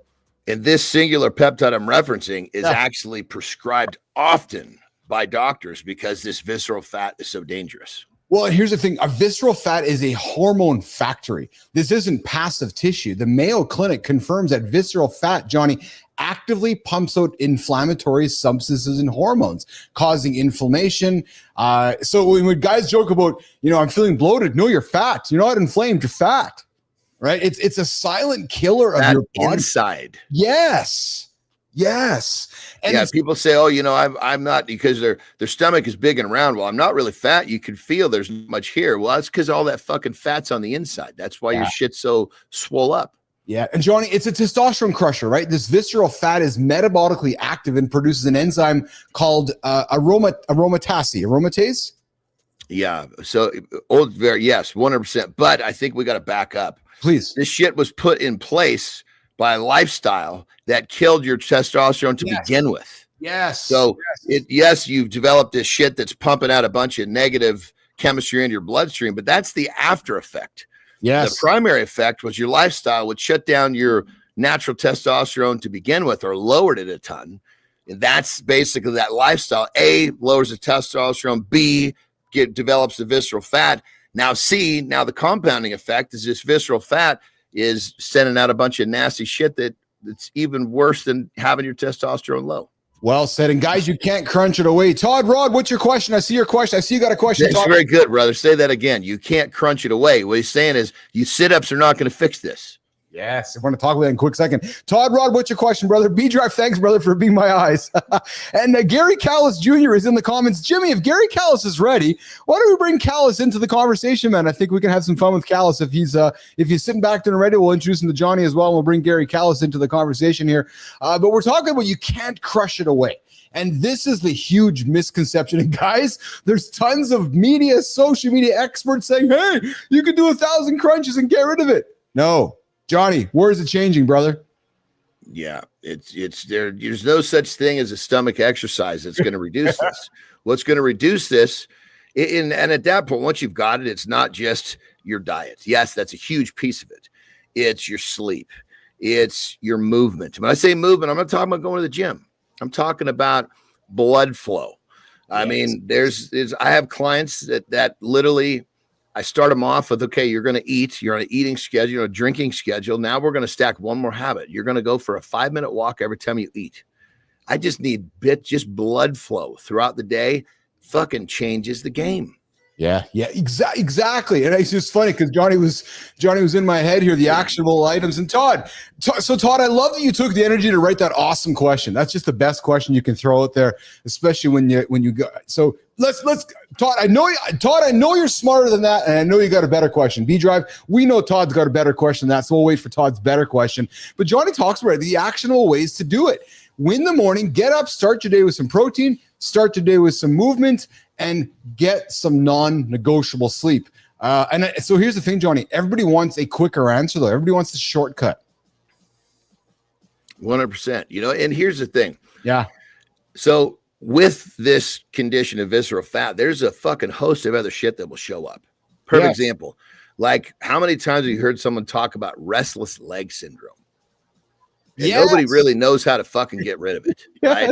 Prescribe fucking pills for it and blah, blah, blah, blah, blah. And okay, you prescribe this pill. Well, you give some fucking guy tranquilizer, of course, is going to fucking mellow out. But now you got to give him something else to wake him up. Well, I can't tell you how many people I've helped cure that, or I shouldn't say cure, manage that problem, because realistically, the cure is to live a lifestyle in a way that makes it go away for good. But that 5-minute walk after meals, I can't tell you how many people that has helped tame restless leg syndrome. Johnny, let's meet our next guest. We got Garry Callis Jr., who was supposed to join me at the bottom of the hour, but I see Garry actively involved in our conversation, and I'm thinking that Garry has something to say about dad bods. Garry Callis, John Anderson. Garry, welcome to the show, brother. Gentlemen, how the hell are we doing? What's up, brother? Dude, another day alive, man. I can't complain. Yeah. Where are you joining us from today, pal? So I'm in Richmond, Virginia. Nicely done. So you're hearing our chat about dad bod. And I know we're here to tell you about a bunch of other things. We're going to get to that in a number of minutes, but let's stay in dad bod, brother. When you hear about dad bod and you see guys around, your circles and so forth, we're not talking vanity. We're talking health around dad bod. Garry Callis Jr.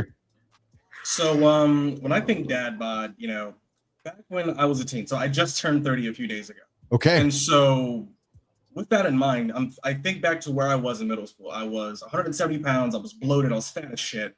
And it was because I wasn't moving. I wasn't getting active. I wasn't getting after it every day. Yeah. I'm sorry, man. When somebody just calls himself fat as shit, that's just.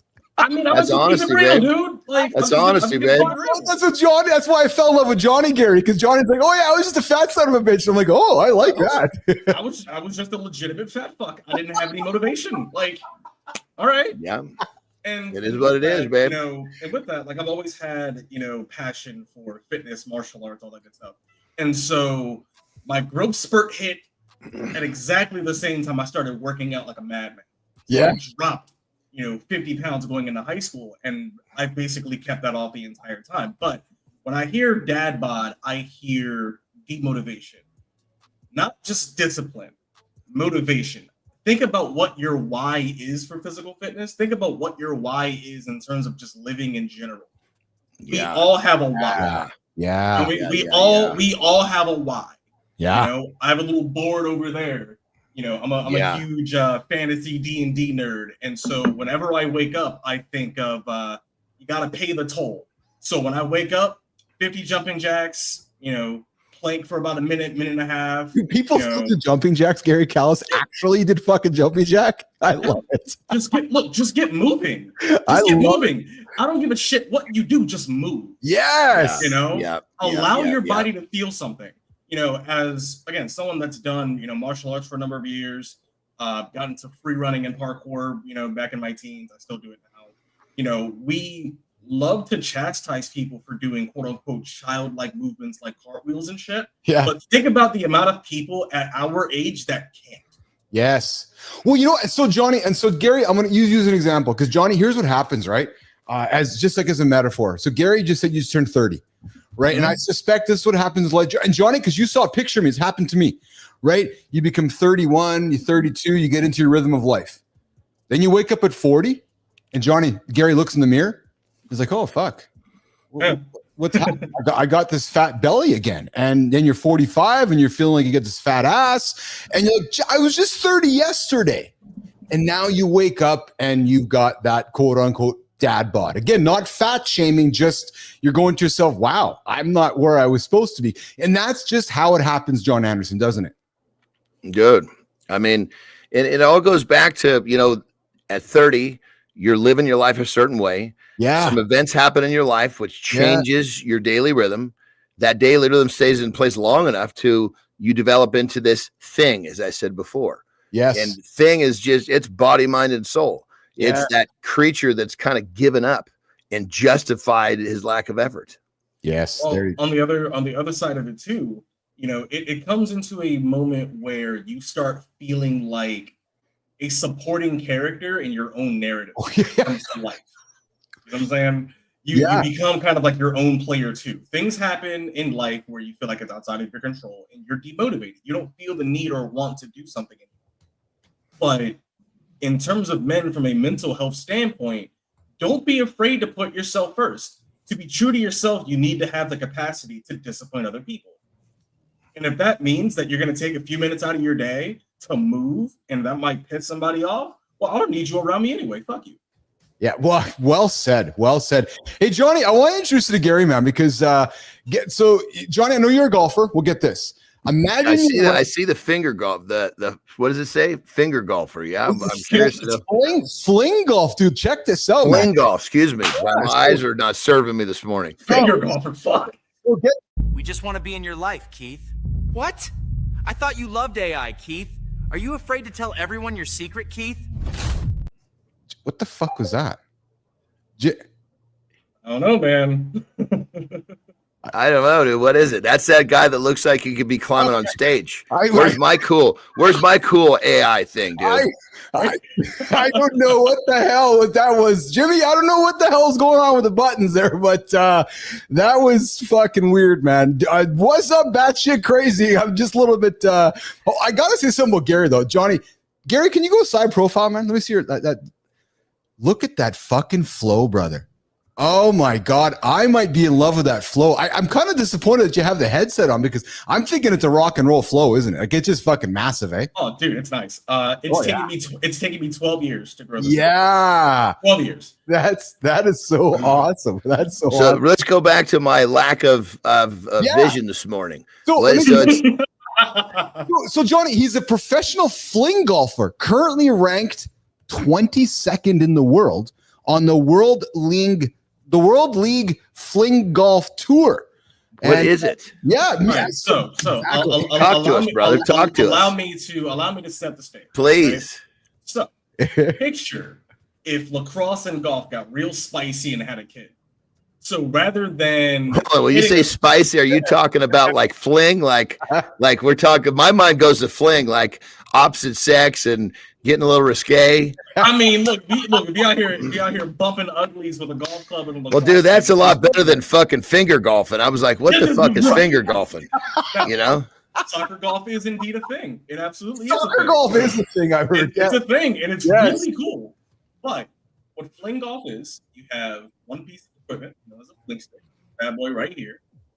I have the 51-inch ballistic here. It's the does it vibrate? No, it does not. Okay. Gotta pay extra for that. So rather than hitting a golf ball, you're throwing a golf ball. So take a golf ball just like that, you throw it inside this channel just like that, and you were literally throwing this thing as far as you can. And so where does the fling part come in?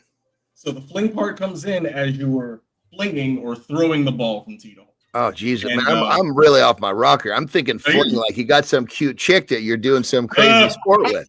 Jesus Christ, man, I'm just totally off went from finger to the wrong type of fling. Holy shit, man.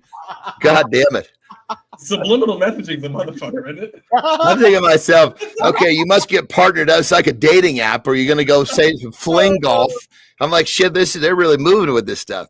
Okay, I got you. I'm on track now, babe. Sorry.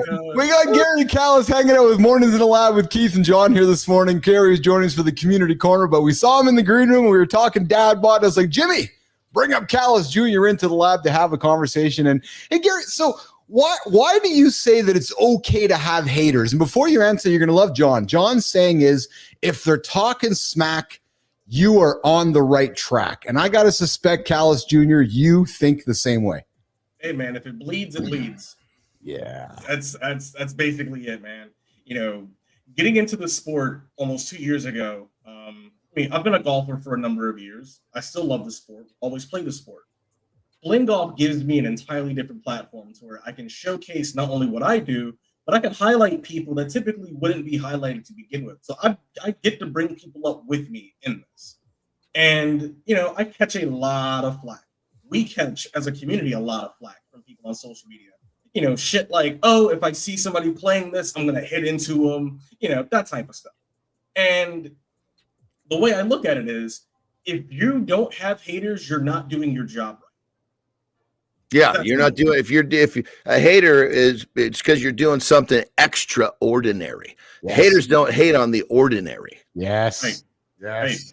Right. In the words of one of my favorite professional bowlers of all time, Pete Weber, when he retired, whether you loved me or you hated me, you watched. Yeah. Plain and simple. Yeah. Plain and simple. That's it. Love me or debate me, just debate me. Exactly. Or master debate me, John Anderson. I can't say that's part of my saying, but we'll let it slide. Hey, you're hanging out with Keith, John, and Garry here in the lab here. We got Garry Callis Jr. joining us a couple minutes early here today. Jimmy, we have that sex topic I want to throw on the stage here quickly. Jimmy, we'll get that prepared for us. But before we do that, Johnny, I want to bring our attention to the community. We are a big time community focused show here. And Johnny, heads up, brother, ears up for this one. Scott Benzie, dad bod just put me into a serious health condition. See, guys, this is not bullshit. This is real life. But I helped Benzie. We crushed that. Yeah, so listen up though, Johnny. Put me on a 90-day FMLA. Make changes now. You may not get a second chance like I did. So Benzie, Anderson, you guys might want to connect off show here. But Benzie, we're all rooting for you. We got Benzie, I already helped him, brother. remember he came on and was like, I'm having trouble. I'm sorry. Yes. I already helped him crush the dad bod. It's over. That's right. Yes. Thank you, Joe. So there you go, guys. Real life examples. And helping Scott Benzie here with his dad bod situation on the show here. All right, so Jimmy, let's get. I had one last quick topic before the surprising link. Gary, stick around for this one before we walk Johnny out, and then you and I are going to keep the show going with the community corner. The surprising link between sexual desire and long-term love. You ever wonder why your type seems to change depending on how you're feeling? Well, new research reveals something we don't talk about enough: how sexual desire in the moment over time silently shifts what we think we want in a long-term partner, and it affects both men and women more than you might think. Jimmy, let's run it, brother. What if the moment you feel attracted to someone, your brain is secretly rewriting everything you thought you wanted in a lifelong partner? You've been there, making relationship choices that seemed right in the moment, only to wonder later why you prioritized all the wrong things. The frustration of feeling like your own mind is working against your long-term happiness. Groundbreaking research is revealing how our internal emotional states create dynamic shifts in what we value most. Understanding these hidden influences gives you the power to make relationship decisions that align with your true values, not just your momentary impulses. It's time to take control of your relationship destiny. Partners, Johnny, I'm starting with you, brother. Before I get to it, though, I was working on this yesterday, and Lauren was talking about our chemistry and our friendship, and she's like, I can't believe you guys have never met in person, but you guys are like pen pals. I'm like, what the fuck, pen pals? What is it, 1964? Pen pal. Yeah, I don't write well enough to be one of those guys. All right, John, do you remember your first list? And Gary, I'm coming to you next with the same question. Johnny, do you remember your first list for an ideal partner and how it may have changed over time? So your first partner, you're like, she's got to be this, got to be that, physically. You're talking about literally writing a list? Or just in your head? Yeah, like what you were looking for with that first partner, maybe the first person you banged or hung out with, and how. Yeah, you know what that list was? Somebody who's willing. Oh, I thought it was somebody taking their clothes off in a dance club. Is that who that's on that list for you? Well, I mean, when you don't have many opportunities, well, I was a little fat fucker, Jesus Christ, what the list was, somebody willing to do it. That was the list. Callis, is that you too when you were the fat fucker too? Oh, no, man. Like my thought process is never going to be someone with a body temperature somewhere in the 90s. So let me ask you guys this, then. We're talking sexual desires. When you're feeling super attracted to someone, as you've went through your journey in life, Gary and Johnny, did you notice how fast that you skipped over red flags? Johnny, I'm thinking about you, brother, because you've talked about your relationship journeys over time here. I got to think there were many times you just put the blinders on to the red flags, Johnny. Yeah, I mean, it was 100%. I mean, that was, I don't honestly know what it was that made that happen, but it's very correct. I was looking at all the wrong. My decision making was based on all of the wrong fucking shit. Yeah. And just openly admitting it, just doom. Gary, well, I mean, you can't deny history. No, I know. That same mistake was repeating itself over and over, and it was finally like, holy shit, okay. This is going to be the rest of my life if I don't fucking figure this out. Hey, Gary, I got to wonder, man, have you ever noticed you got friends or siblings? I'm thinking friends in a friend circle that is suddenly dating someone that is not their type, and you're just sitting on your hands or your fingers and you're letting them make the same mistake over and over. Gary. You know what? It's funny. Had a situation where it almost feels like I'm inside of a glass box and I'm like banging on it as hard as I can, just silently yelling, get the hell away from her. Oh yeah.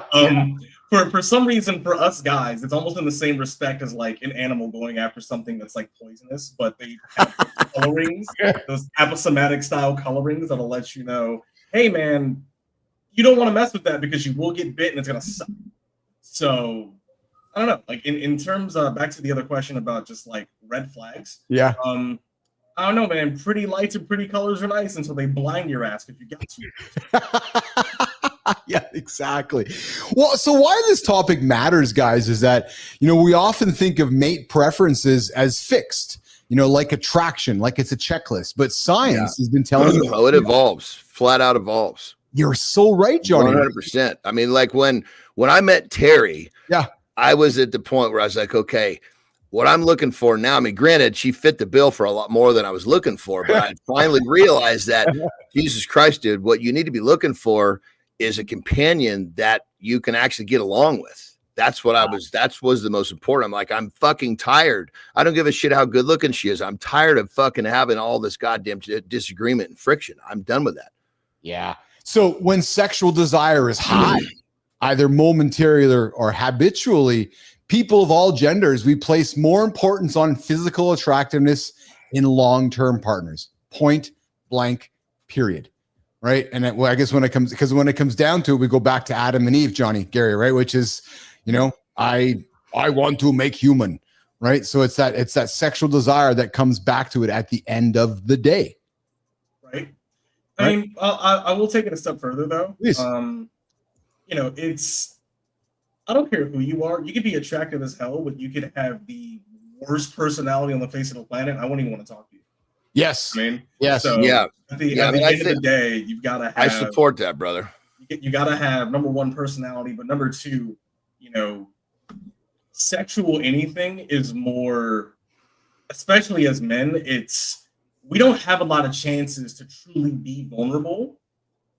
And that's kind of one of those really big moments where you're allowing yourself to be naked, not only physically, but emotionally and mentally. And so if you're able to allow that part to happen, it's got to be with somebody you can trust. Yeah. I think if you're one of these dudes that's going back to the Adam and Eve, as you said it, Keith, where you're always falling back to the looks, you just haven't got all the fucking out of your system. Because you're still trying to answer that question. Let me tell you, fellas, it's all pink on the inside. Well,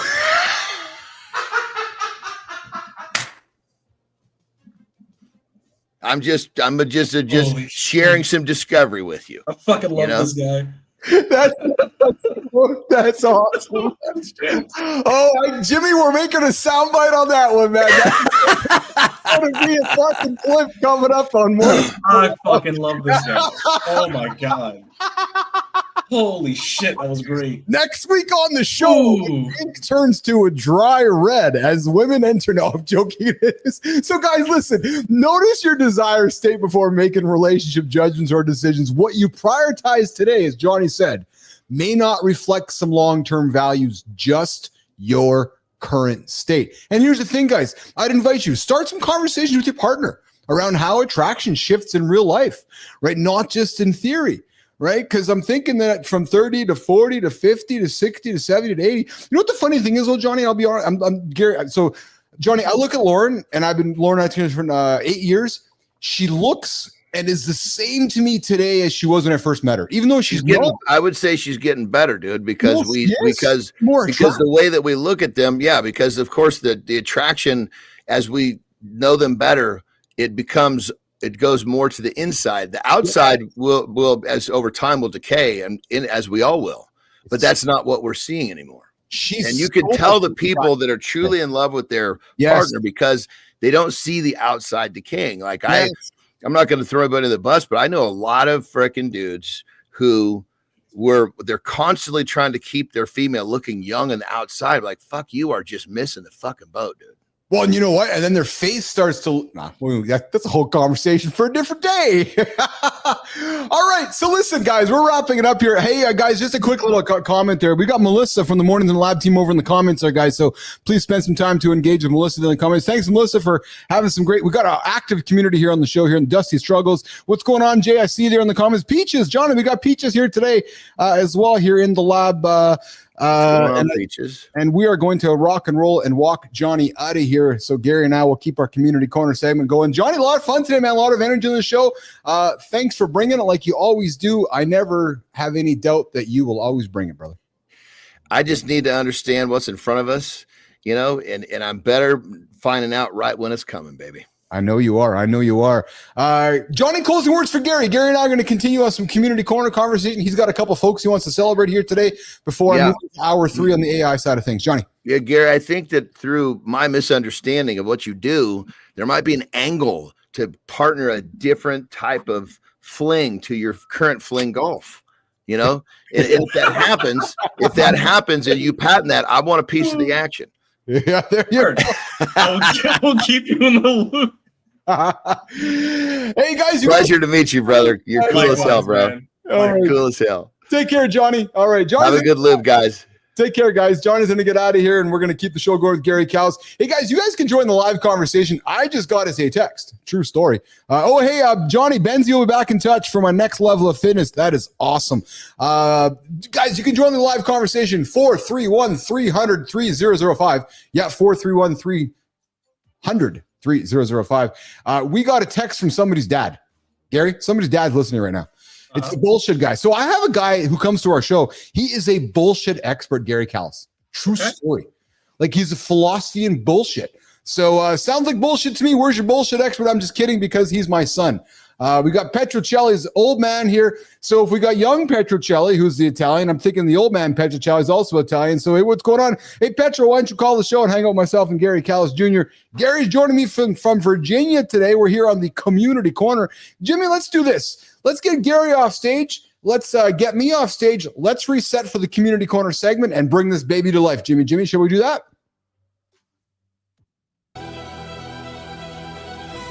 What if the secret to breakthrough success isn't waiting for lightning to strike, but mastering the art of small, deliberate moves that compound into something extraordinary? Most of us get stuck believing we need one massive moment of inspiration to change our lives, waiting for the perfect opportunity while watching others seem to effortlessly build the careers and communities we dream about. The most successful transformations happen through consistent, incremental actions. Meet Garry Callis Jr., the pro athlete that says it is okay to have haters. He is the 22nd ranked fling golfer in the world and founder of Richmond's RVA Hard Dance Collective. Start where you are with what lights you up and focus on making one small move toward accessibility and connection rather than waiting for permission or the perfect moment. Your differences aren't obstacles. They're your competitive advantage waiting to be unleashed. Yo! What's going on, nation? We're back at it. Bottom of the second hour. You got Mornings in the Lab with Keith and John getting after every single day. We got Garry Callis here in the lab joining me for the Community Corner. Gary works as an AI SEO intern expert. Oh, fuck. I'm going to talk to him about that. I think it's GEO now. Yeah. I see you guys all in the comments. Lady Drew, I appreciate you. Lady Drew hanging out, keeping our community rock and rolling. We got B Drive there in the comments. John Petrocelli in the comments. John, your dad was here though. I see your dad in the comments throwing you under the bus, John Petrocelli. Let's see. We got B Drive coming in with Keisha. We're doing car lock commercials as a side gig. Hold on a second here. What's going on? Throwing the old host under the bus here today. I love it. I love it. I love it. I love it. I love it. All right. Let's see here. We got who else we got here in the comments coming up here today. So guys, as you guys can see, we are rocking and rolling here on the show. And the show, I think Melissa and Jimmy has got to another level. We got an extremely active community happening. So if you guys all haven't said hi yet, say hi to Melissa. She's on Team MITL. Jimmy's on Team MITL. You'll see Melissa there in the comments. She's active saying hello to all you guys. Be polite. Be kind. Or just throw her under the bus as well. Guys, listen, let's get into our conversation with Garry Callis Jr. He works as an AI SEO intern at Exponent 21 while also serving as a golf product specialist and social media content creator for Next Round Golf, a company specializing in affordable secondhand golf equipment. His diverse background includes 3 years as a golf team lead at Top Golf, where he won Customer Service Excellent Awards and roles at Dick's Sporting Goods. And as a golf sales lead, Gary recently made headlines by organizing and hosting Richmond's first, baby, he's a leader, not a follower, he's a leader, fling golf tournament, the River City Open, which took place at Magnolia Green Golf Club in June 2025. He has appeared on ESPN multiple times. He's been on Mornings in the Lab once, featured in various publications and podcasts, and has become a prominent ambassador for making golf more accessible to people of all backgrounds and abilities. Jimmy, let's bring the guy back up on stage. Garry Callis Jr. What up? How are you, buddy? I'm doing good. Doing damn good. Appreciate the intro. Means a lot. Yeah. And damn, you covered quite a bit. I appreciate it. So, dude, you chose Bruce Leroy. as your Fling Golf nickname because of his lifelong obsession with martial arts. Yep. But he'd walk out to Bill Goldberg's entrance music, If You Could Talk and Walk. Talk about mixing your influences, brother. And then I didn't lean into it with Johnny here. Johnny's a former wrestler, as you may or may not know. I am not. But dude, Bruce Leroy, how did you combine those two together? Let's get into it, pal. All right, so anybody has heard of the movie The Last Dragon? Way back, old Barry Gordy Motown, like martial arts flick. I've been an avid fan of martial arts ever since I was a very small child. Yeah. You know, it's funny how Black culture and martial arts have always been, you know, intertwined, whether it's Yes. the same clan or whatever. And so it's a part of me. And so with Bruce Leroy, you know, it's an homage to The Last Dragon, but also, you know, that's kind of what I want to be, you know, in Fling Golf. So it was kind of a no-brainer. So you mentioned Goldberg. I'm assuming you're a wrestling dude, because if you're a Goldberg guy, you're a wrestling guy. Damn right. So then I'm going to work. So I pride myself on having the conversations that folks don't want to have elsewhere. We're going to have it here on the show. Okay. Going to throw a curveball at us. Awesome. So last week, the wrestling world lost a legend. His name was Hulk Hogan. Mm-hmm. But the world lost maybe a really disgraceful human being, Terry Gene Bollea. Mm-hmm. As a black man, how did you feel about the passing of Hulk Hogan, Garry Callis Jr.? 1 second. Hold on. I'm going to take a swig for this one. Thank you. I feel the same way in concept of Hulk Hogan passing away as Chris Benoit. As an in-ring performer, top talent, top draw, revolutionized the game, did everything he was supposed to do, whether it was face turns, face runs, heel runs, whatever. Hulk Hogan, rest in peace to an icon. Terry Bollea, fuck that guy. You just gave me goosebumps, because, you know, when you mentioned Chris Benoit, and I got it on my body right now, I have never heard of a better connection. So A, I want to thank you for connecting that for me.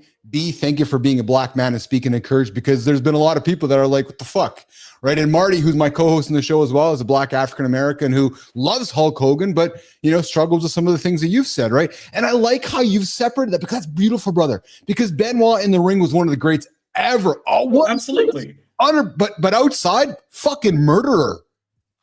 See, here's the thing, and I can see in the comments as well there may be a little bit of controversy. You know, it's a good thing sometimes to separate a person from their politics. I can be completely fine with, for example, Mike Tomlin as a person, but I can absolutely hate the Steelers. Yes. You know what I'm saying? You know, yes. I can be completely fine with somebody as a person objectively, but then hate their politics on the back end of it. Yes. And then let's be real. A lot of these guys, you know, Hulk Hogan was one of the proponents of kayfabe. He kept that character on. Yes. Whether it's The Undertaker, whether it's like these guys kept that kayfabe, kept that suspension of disbelief alive. Yes. But in Hogan's case, you go from, you know, pulling the mask off, so to speak. Yes. You know, from the character of Hulk Hogan to Terry Bollea.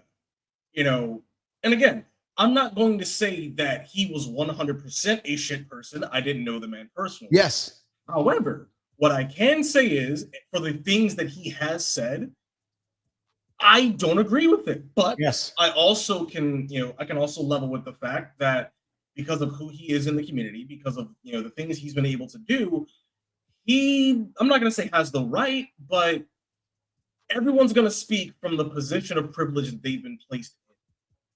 And if you're not using your platform to advocate for other people and simply just to advocate for yourself, don't hate the player, hate the game. Yes. Well, and maybe there's something to be said. And we're having a heavy conversation with Garry Callis Jr.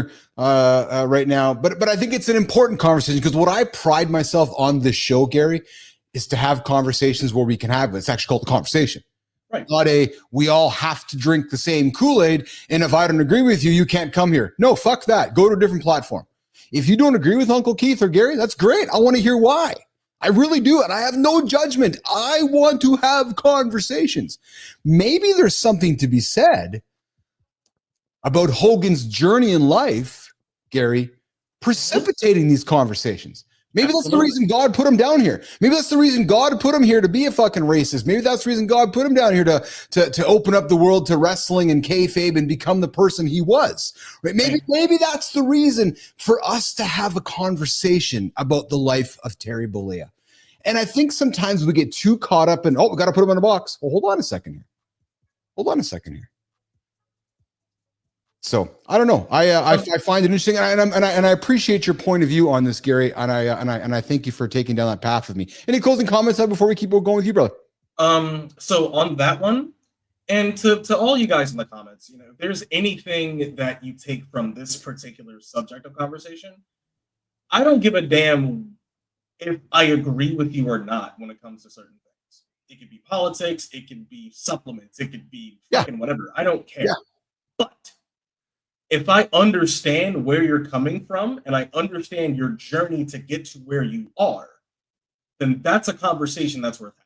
Yes. I like Global's comment, Gary. Global's comment, we often talk about legacy, as we go through life. Well, we got one of our members in the community, Gary, that says, Global says, memory is all a man leaves behind. Very profound, because there's something to be said for that. You replace legacy with memory, something very profound in that statement. And the Bears, all joking aside, no, I don't think Kevin Sullivan did it. All right, you're hanging out with Mornings in the Lab with Keith and Garry Callis Jr. Gary joined me all the way from Virginia. Gary, you've said that people deserve to enjoy themselves on the course, the Fling Golf Course, regardless of financial circumstances. Where does that sense of justice around accessibility come from in your life, Gary? That sense of justice comes from basically just growing up. I'm not going to say like poor, but I grew up pretty broke in a lot of cases. And when it comes to golf specifically, this is going to be me being slightly controversial here. Yeah. A lot of people tend to like to use Tiger Woods as kind of like the Black Friends defense for golf. Yeah. Like, yes. oh, hey, Yes. Tiger was there. So like, why can't y'all just get here the way that he got here? Sorry, we all didn't go to fucking Stanford. Okay. Like, don't get me wrong. Yeah. Love the guy to death, but to place him as the paragon for literally everybody, don't think it's a fair assessment. Gary, did Tiger help golf or hurt golf? Oh, dude. If it wasn't for Tiger, we would not be where we are. Period. Not just as like a race. We meaning culture or we meaning Black culture? Everything. Okay. Everything. Before 1997, golf was declining. In terms of payouts, in terms of everything, golf was declining. You could see from the moment Tiger won the Masters in 97, I remember, all the way to 2019 when he won the Masters, you would see the uptick of payouts. You would see the uptick of views. You would see what was known as the Tiger effect. And honestly, it got so crazy that whenever Tiger would play in a tournament, you would see an active decline in scores because his aura was so damn powerful that people legitimately played worse. And then shit happened. Stuck his dick in crazy, but that... No. but let's go there though. So going back to Global's comment, right? Which is, memory is all man leaves behind. Right. Tiger makes a goofy decision. All judgment over there. All judgment over there. Right. Does that erase all the goodness that he did? Hell no. No. Hell no. I mean, think about it. Think about it like this. I think of us as people as, pieces of metal. We're all going to have impurities. We're all going to have things in our lives that may shape us, that may form us, kind of like an anvil hitting that metal. That heat, that pressure that forges us into who we are. We're not going to be 100% pure. I'm sorry. If you think we're going to be a 100% pure person, like a piece of steel, you're out of your mind. You're going to make a mistake at some point. What matters is not just what you do. If it's a mistake, if you own up to that completely and live your life afterwards going, look, this wasn't the right thing, I'm sorry, and you live your life trying to still be an inspiration, even to those that you may have affected, I've got no problem with you. Love it. Love it. Hanging out with Garry Callis Jr., myself, Keith Billis here on Mornings in the Lab. Hey, Gary, if you had to choose between never being able to shuffle dance again. I know you love your shuffle dancing. Yep. Or never being able to play fling golf again. Which would break your heart more? I don't know, man. Not being able to shuffle again would suck.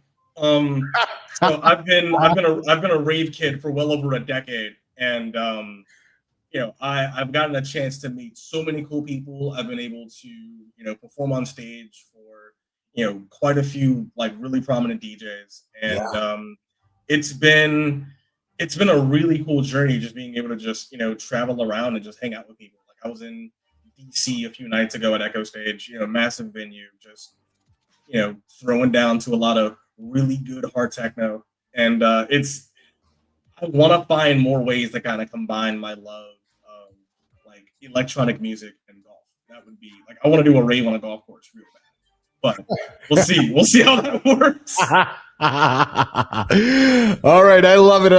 All right, Jimmy, here's what we're going to do, pal. I'm looking at the clock here, Jimmy. So here's what we're going to do. We're going to do the community corner celebrations with Garry, and then we're going to come back and wrap up our conversation with Garry. But before we do that, Jimmy, I'm looking down at the comments. We've got Scott Benzie coming in saying, Keith, I love that you always want to hear why and have a conversation about. So true, because some topics need to be heard, especially from two different points of views.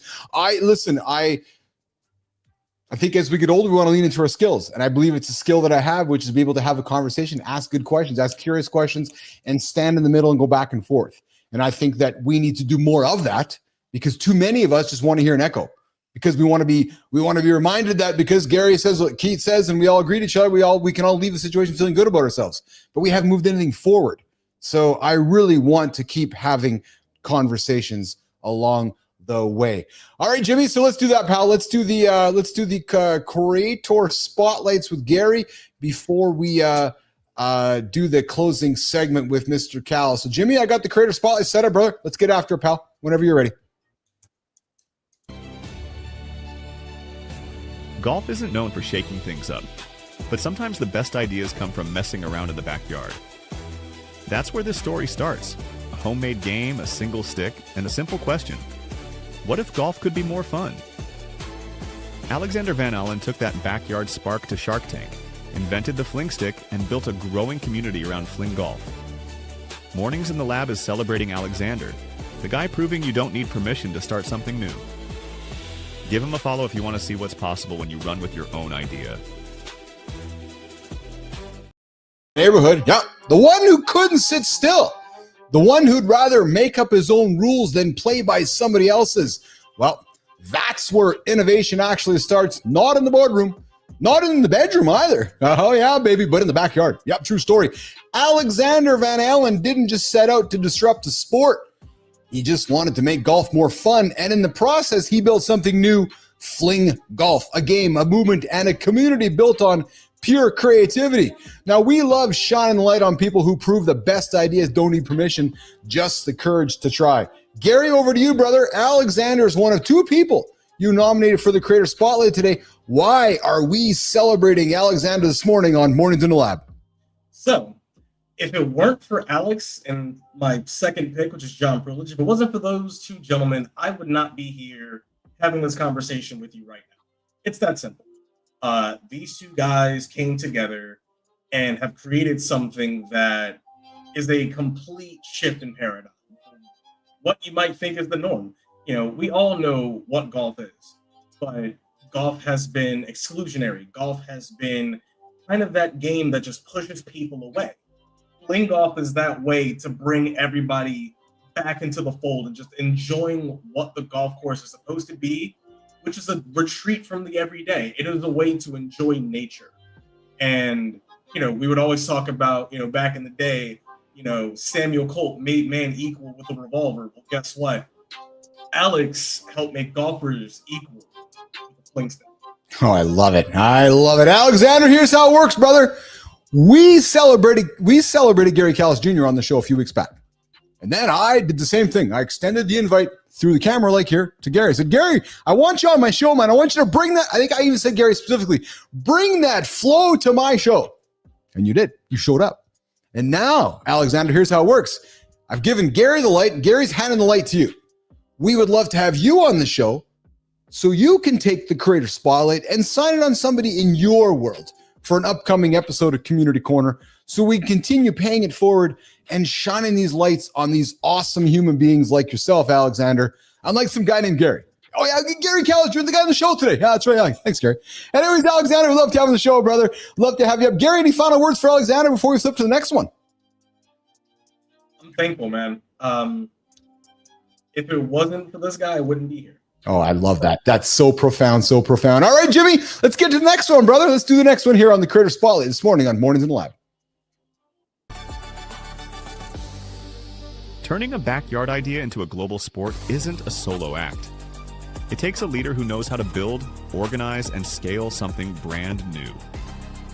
That's the story behind Fling Golf's rise, and John Prulidge is the driving force behind its explosive growth. As president of New Swarm Fling Golf and commissioner of the World League, he's helped take the game from Shark Tank to courses everywhere. Mornings in the Lab is celebrating John Prulidge, the champion who's making space for new players, new energy, and a whole new community alongside Alexander Van Allen. Let's do struggles. I might be good at fling golf. Hey, go look up Gary. Might can hook you up. Hook you up. Global naked peeps are kinky by nature. True story. Hey, every movement, not in the bathroom, guys. We're not talking bathrooms here today. Every movement needs a builder. Yes, someone who can take a spark and turn it into something lasting. Well, John Prulidge didn't invent fling golf, but he's the reason it's everywhere. It's ubiquitous now. President, commissioner, leader. He's helped grow this from an idea to a real living community, the kind that brings people in, not just for the game. Oh no, baby. But for the feeling of being part of something. Gary, the fling golf community has obviously played a big role in your life these last few years. I want to hear it, man.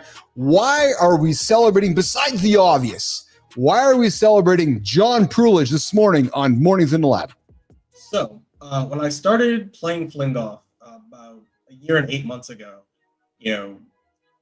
I wouldn't say had no idea what I was doing, but John really mentored me as far as how the game should be played, how to market myself, how to do better things in terms of, face-to-face kind of like social media stuff. I've always had experience with it, but not from that side. John took me under his wing when it came to that part of it. As of right now, I am a fully sponsored athlete with New Swarm Fling Golf. I honestly have not had to pay a tournament fee for a little bit, and that's because John has had my back. He has seen what I've tried to do in this community, and he's like, look, man, you're taking care of us, we're going to take care of you. That's awesome. I could not thank John enough for that. That's awesome. That's awesome. John, here's how it works, brother. I'm going to do new camera shot for this one. Yeah. So John Prulidge, love to have you on the show. Yep. Just like we invited Alexander. We had Gary on here. Gary celebrating fling golf. Love to have you on this show so we can celebrate you, fling golf, shine a light on this wonderful sport you're building, but more importantly, give you the Creator Spotlight so that you, John Prulidge, can shine the light on somebody within your community and keep building the largest men's community, the largest mornings community on Mornings in the Lab. So Prulidge, come on in the show. Gary, final words for Prulidge. Appreciate you, brother. I will see you in 2 weeks. All right.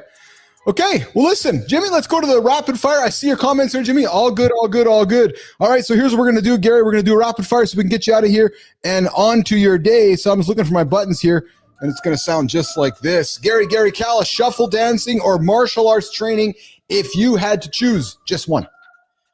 Martial arts training, easy. ESPN appearance or organizing your own tournament? Shit. Oh, shit wasn't the answer, Callis. Come on, brother. Ooh, that's hard. Let's do ESPN. Leading a dance floor or singing a clutch putt? I don't know, man. Singing that putt's pretty damn nice. Teaching someone to dance or teaching someone fling golf? What's harder? Teaching someone to dance is hard. Oh, and then, hey, if you had to choose ESPN or Mornings in the Lab, who are you choosing? I'll take Mornings in the Lab. This is fun. baby. Yeah, baby. That's what you're going to say. There's a cut first, Jimmy. That's exactly a cut first. And then, Gary, the final closing question, brother, before I get you on with your day. You're in your prime. You're ranked 22nd in the world at your sport. You're running multiple businesses, and you're building communities in two completely different scenes. But strip it all away. When you're alone with your thoughts, Garry Callis Jr., you're alone. You're just hanging out alone in your thoughts. You're just kind of sitting back there thinking. Maybe after a long day of work or a tough tournament, what's the one truth? The one truth about yourself or about life that keeps you grounded and moving forward, even when the world tries to put you, Garry Callis Jr., in a motherfucking box? I can't fit in that box. It's that simple. I have, too many, I have too many people looking at me for what I'm doing to let them down. I have, nieces, nephews. I have, siblings that I want to be a role model for.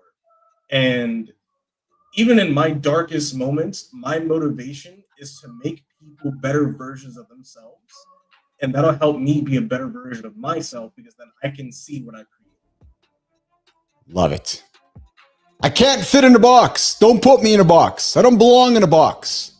Garry Callis Jr. So profound. Garry, dude, I know I had you for 30. I ended up getting 45 out of you. I'm so grateful for your time today. I'm so grateful for your wisdom. I'm so grateful for the conversation that you've started within the community. I'm so grateful for your words. I hope you'll come back. I hope you'll come back, hang out with us. I hope you listen to the show. I hope you tell your friends about the biggest morning show on the planet, growing right now every single day, right here on the Mornings in the Lab Live Network, 7:30 Eastern Time, Matt Roof, 8 o'clock, Keith Billis, John Anderson, and C. Marty Fit. And then at 9 o'clock, and then at 10 o'clock, get myself coming up for the AI show here in a few minutes. Garry, brother, I appreciate you, man. Thank you so much for having me. I really appreciate it. Awesome. All right, Jimmy, let's walk Garry out of here. And Garry, I'll talk to you soon, brother. Talk to you a little later today, okay? Oh, yeah. All right. Okay, dudes, let's just, I am going to do some button pressing here. I always need music in my ears to reset the time stuff. Guys, we have been on fire today. You notice I've said we, you, nation, you guys are on fire today. Jimmy, I see the numbers, man. Holy farkers. Yeah, that's a new word I made up. Garry Callis Jr. dropping bombs, man. Jimmy, Melissa, we want to have Callis Jr. back anytime. Yep, true story. Love the guy's honesty. Love what he said. Love what he brings to the table. I love how we ended that whole thing. Don't put me in a box. That's good, man. That's so good. So profound. And so meaningful. So Callis Jr., you come back in. Listen, I would have had... thanks to Benka. Oh, yeah, Ben the Bun Benka is the one who introduced us to Callis Jr. The Ben the Bun Benka.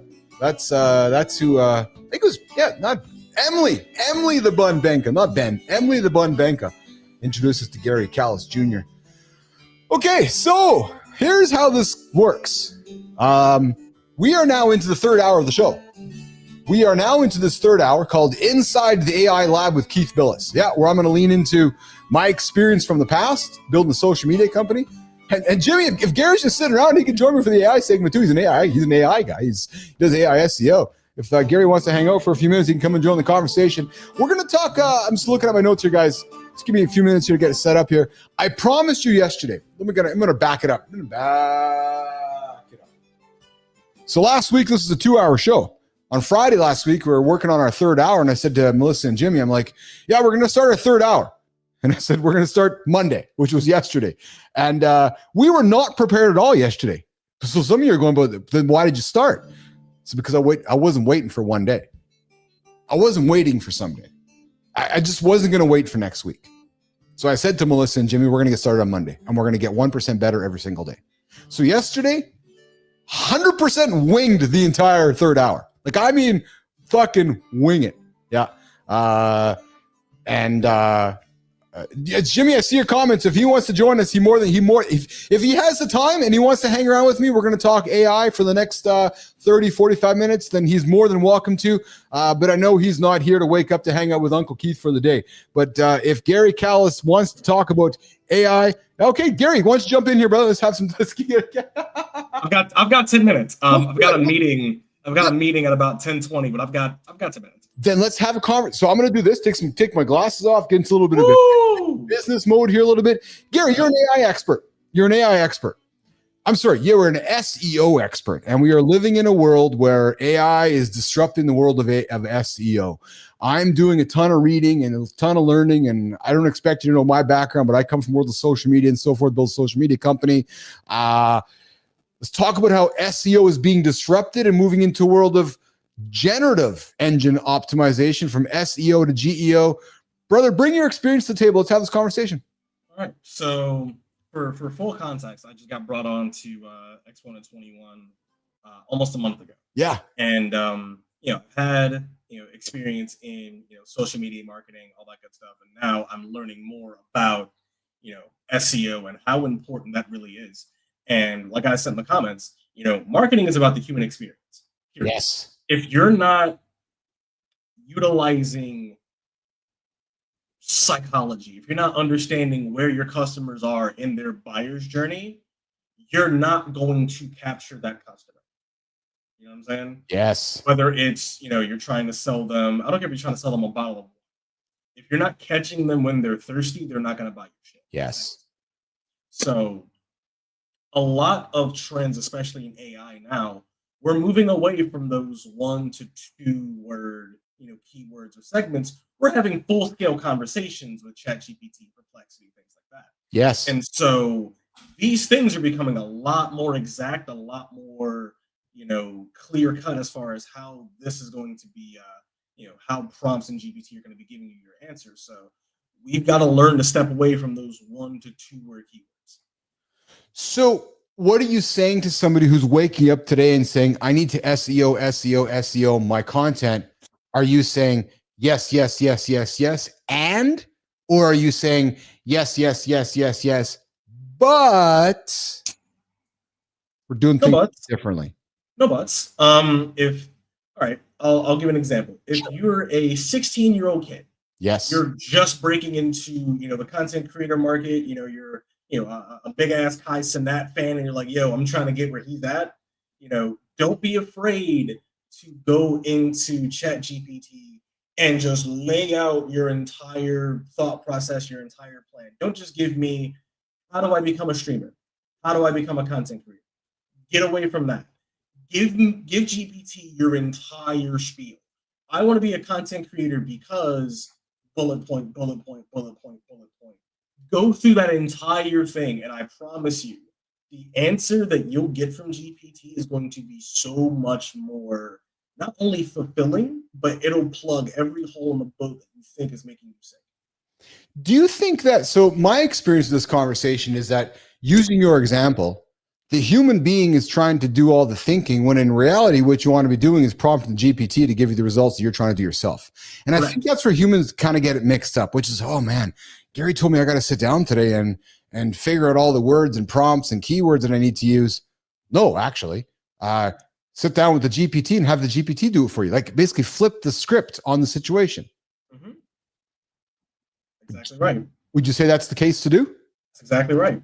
You can have GPT, cook your keywords for you.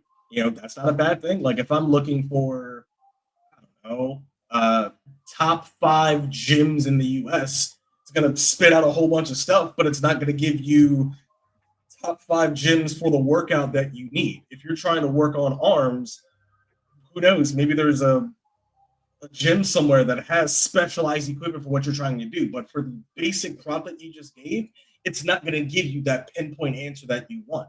You got to give it more. We're talking AI with Garry Callis Jr. this morning. Gary joins us for the Community Corner segment, and Gary works for Gary. You were X21, is it called? Exponent 21. Yeah. What do you guys do, Gary? So we specialize in AI SEO. As a matter of fact, here's the flex I'll give. Tell me. Go to Google, look us up. Yes. Just go to Google and look up Exponent 21. You're gonna love what we do. As a matter of fact, I'll even take it a step further. Will Melton, who is the CEO of Exponent 21, is one of the foremost experts of AI SEO in the world. I'm gonna give him that 100%. Wow, Gary, where are the generative engines these days getting their answers? It's a mix. And again, I'm still in training for a good chunk of the stuff, so it's stuff I'm still learning. Sure. So the answers I give may not be like 100% the greatest thing in the world, but it's going to be based on what I've learned in my experience. A lot of these generative answers are going to be coming from, again, GPT, Perplexity, and a lot of other engines. But what I've started to learn, especially now when I'm helping out with businesses and blog posting and all that good stuff, because that's kind of what my job is right now at Exponent. It's a lot of people have no idea what they want. Yes. A lot of people have no idea as far as marketing, as far as whatever. A lot of people have no idea what the hell they want. And so from a marketing standpoint, it's really good to kind of steer them. Those keywords are supposed to steer them towards the things that they want. So you can advise people to create better prompts, they're going to get better answers. In one of the training articles that I had read to get my foot in the door for this job, I found a really big quote, and it's something that's going to stick with me the rest of my life. We are no longer in the age of search engines. We are in the age of answer engines. 100%. Yeah, 100%. I would even suggest to you further. I have a little experience in this as well, just through my days of marketing and digital marketing and building businesses. We live in right now what we're calling is the attention economy. Attention, right? AI is moving us into an intention economy, where the more content we create with AI and the more that we weave AI into our lives, we're going to be, I as a marketer and you as a marketer are going to be keying in the signals of I'm looking to my comments now, to B Drive's intentions, to Steve R's intentions, to Melissa's intentions, so that when Melissa is ready to make a purchase or make a decision, my intent is already in front of Melissa. Right. And that's what's powerful, right? So, and that's where I think people are somewhat, I mean, my choice of words, confused. I still see a lot of marketers, Gary, treating marketing and social media like it was 20 years ago. Right. You know what I'm saying? And it hurts. And I'm really encouraging it. That's why I've gone with this 3rd hour show, is that I really want to see people stop just making a post for making a post because they're wasting their time. Like, social media is a pro game now. It's fucking media. It's not post a picture of kids on Instagram and sit back and wait for a bunch of likes and hopefully life's going to be great. No, you're wasting your time. Like it's not that anymore, right? No, it is not. You need to have a concise plan, even if it's just, understanding the ideal times to post, whether it's, Instagram, Facebook, LinkedIn, whatever. I don't care what, platform you're on. Know when to post, know your audience. I'm, of course, in the golf world as well as the electronic dance music scene. And so I have 2 completely different scenes I have to cater to with 2 different tastes. Yeah. So I have to be cognizant of that. But I also know, too, if you don't rock with me, then you're not the audience I want. And there's nothing wrong with that, is there? And sometimes nothing. It's exactly. It's okay to not be liked by everybody, which is the point. All right, Gary, listen, I asked you to jump in for a few moments, and I'm glad that you did. I thank you for your time. I'm going to let you get on with it. I'll let you. I would get on with your day. I'm going to keep the show going here. I got a bunch of news topics to throw on the table we're going to get into for this 3rd hour of Mornings in the Lab. Gary, have a good one, bro. All right. Take care. Jimmy, we'll walk him out of here. We'll keep it show rolling, guys. I'm going to look down in the comments here, guys. I see your comments, and I'm going to get to them right now. John Petruccelli, a great show. I actually want to try some fling golf. Yes, I would encourage you to connect with Garry Callis Jr. He'll get you set up with that. Petruccelli, thanks for joining us in the show here today. Yes, Lady Drew's calling us out. Jimmy, let's put the phone number up. 431-300-3005. We got Lady Drew, who guys, you guys are going to notice, you guys spend time in our community. We got our pillars. We got B Drive, Bernard, who has an incredible bee channel. If you guys like bees, beekeeping, the whole idea of beekeeping and listening, look, you want merch? Guys, you want merch. Any of you looking for store for merch? Bernard, one of the members in the Mornings Lab community, is a merch guy. True story. Yeah, go see Bernard for that. He can help you with that as well. And you guys want to learn about bullshit? Go hang out with John Petrocelli. I think Petro's got a book coming out. John Petrocelli, one of our guests, he's the professor of bullshit. True story. He's also in the community here as well. And we got Global always in the community as well. The creators I know of online are learning and updating new programs for new tech. Tomorrow will be a new upload of tech. Yeah, just looking at some of the comments here along the way. All right, and B Drive is going to go feed his bees. What do you feed the bees, Bernard? What do you feed the bees? And actually, true story. Do you just go, and I'm actually going to be a stupid question, but do you just like throw a bunch of like pollen or flowers? Like, I'm just kind of curious. I don't know. Anyways, okay, let's get into the news segment on the show here on the third hour here. We're going to dig into some of these topics here today. OpenAI, ChatGPT, which I'm predicting, guys, maybe GPT-5 is coming this Thursday. Yep, I think maybe this Thursday. They tend to drop things on Thursdays. It is the first week in August. They said they were going to drop GPT-5. And you do not feed the bees. No, I was just curious. I didn't know how that worked. So maybe we can learn. Maybe Uncle Keith can learn about feeding the bees. Anyways, OpenAI is introducing digital wellness features, break reminders, and nuanced advice. Hey, Jimmy, yesterday we were talking about this segment of the show.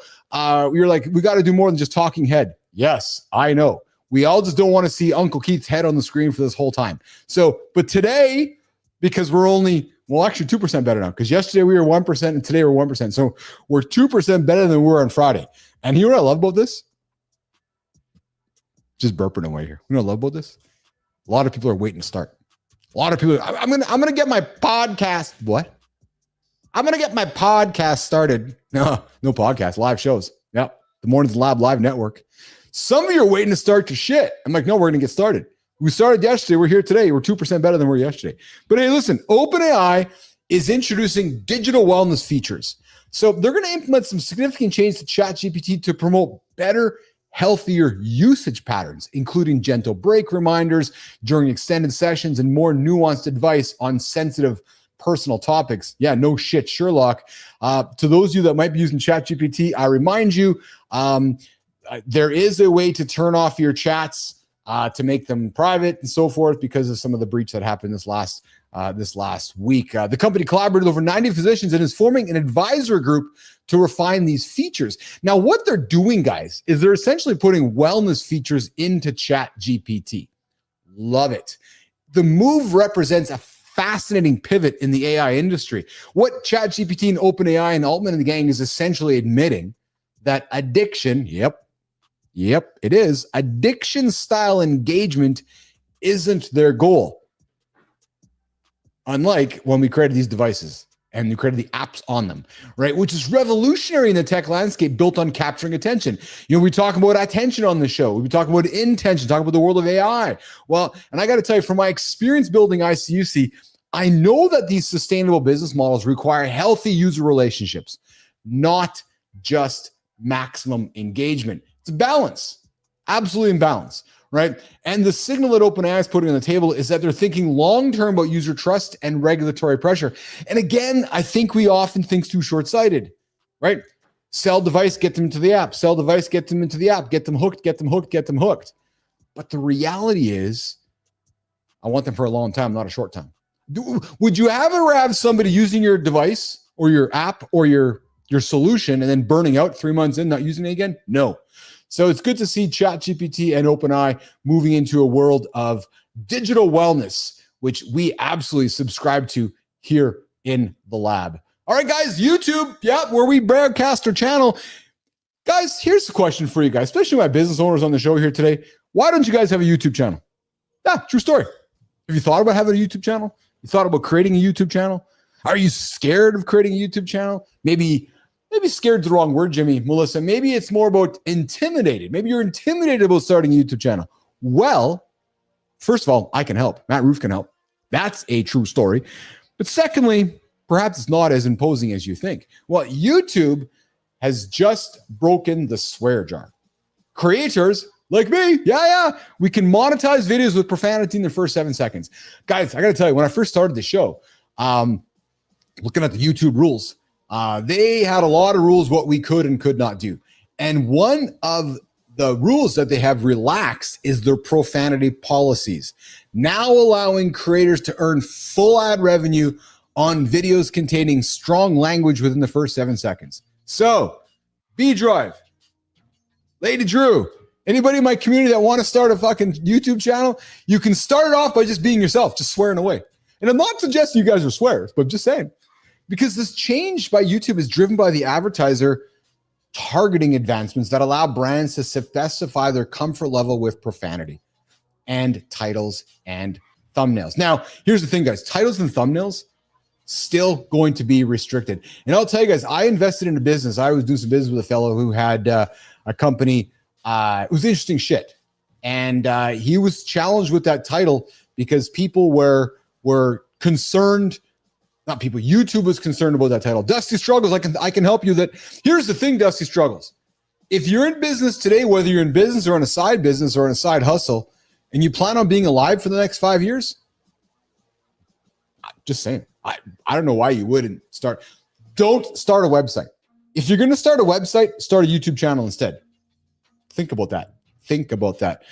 Global, there are ChatGPT wiki pages that will emphasize native history so a bias can be made and found. Yes. I got to be honest with you, Global. That's why I'm thoroughly appreciative. There's the keyword of what Grok has in the market, trying to have no bias, which could hopefully drive conversations. But I will tell you guys, this YouTube shift on the monetizing of the idea of, yes, you can say the 7. I don't know. No, Dusty. It's you can swear. No, I'm actually not bald. Bing, bing. I got a lot of hair here. Here, I'll throw you guys.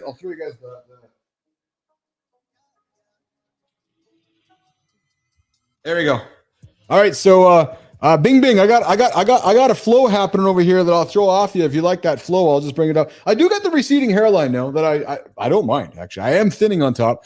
But here's the reality, guys. We are talking AI, but we're talking hair right now because Bing Bing wants to talk about hair. Bing Bing, are you bald under the hat?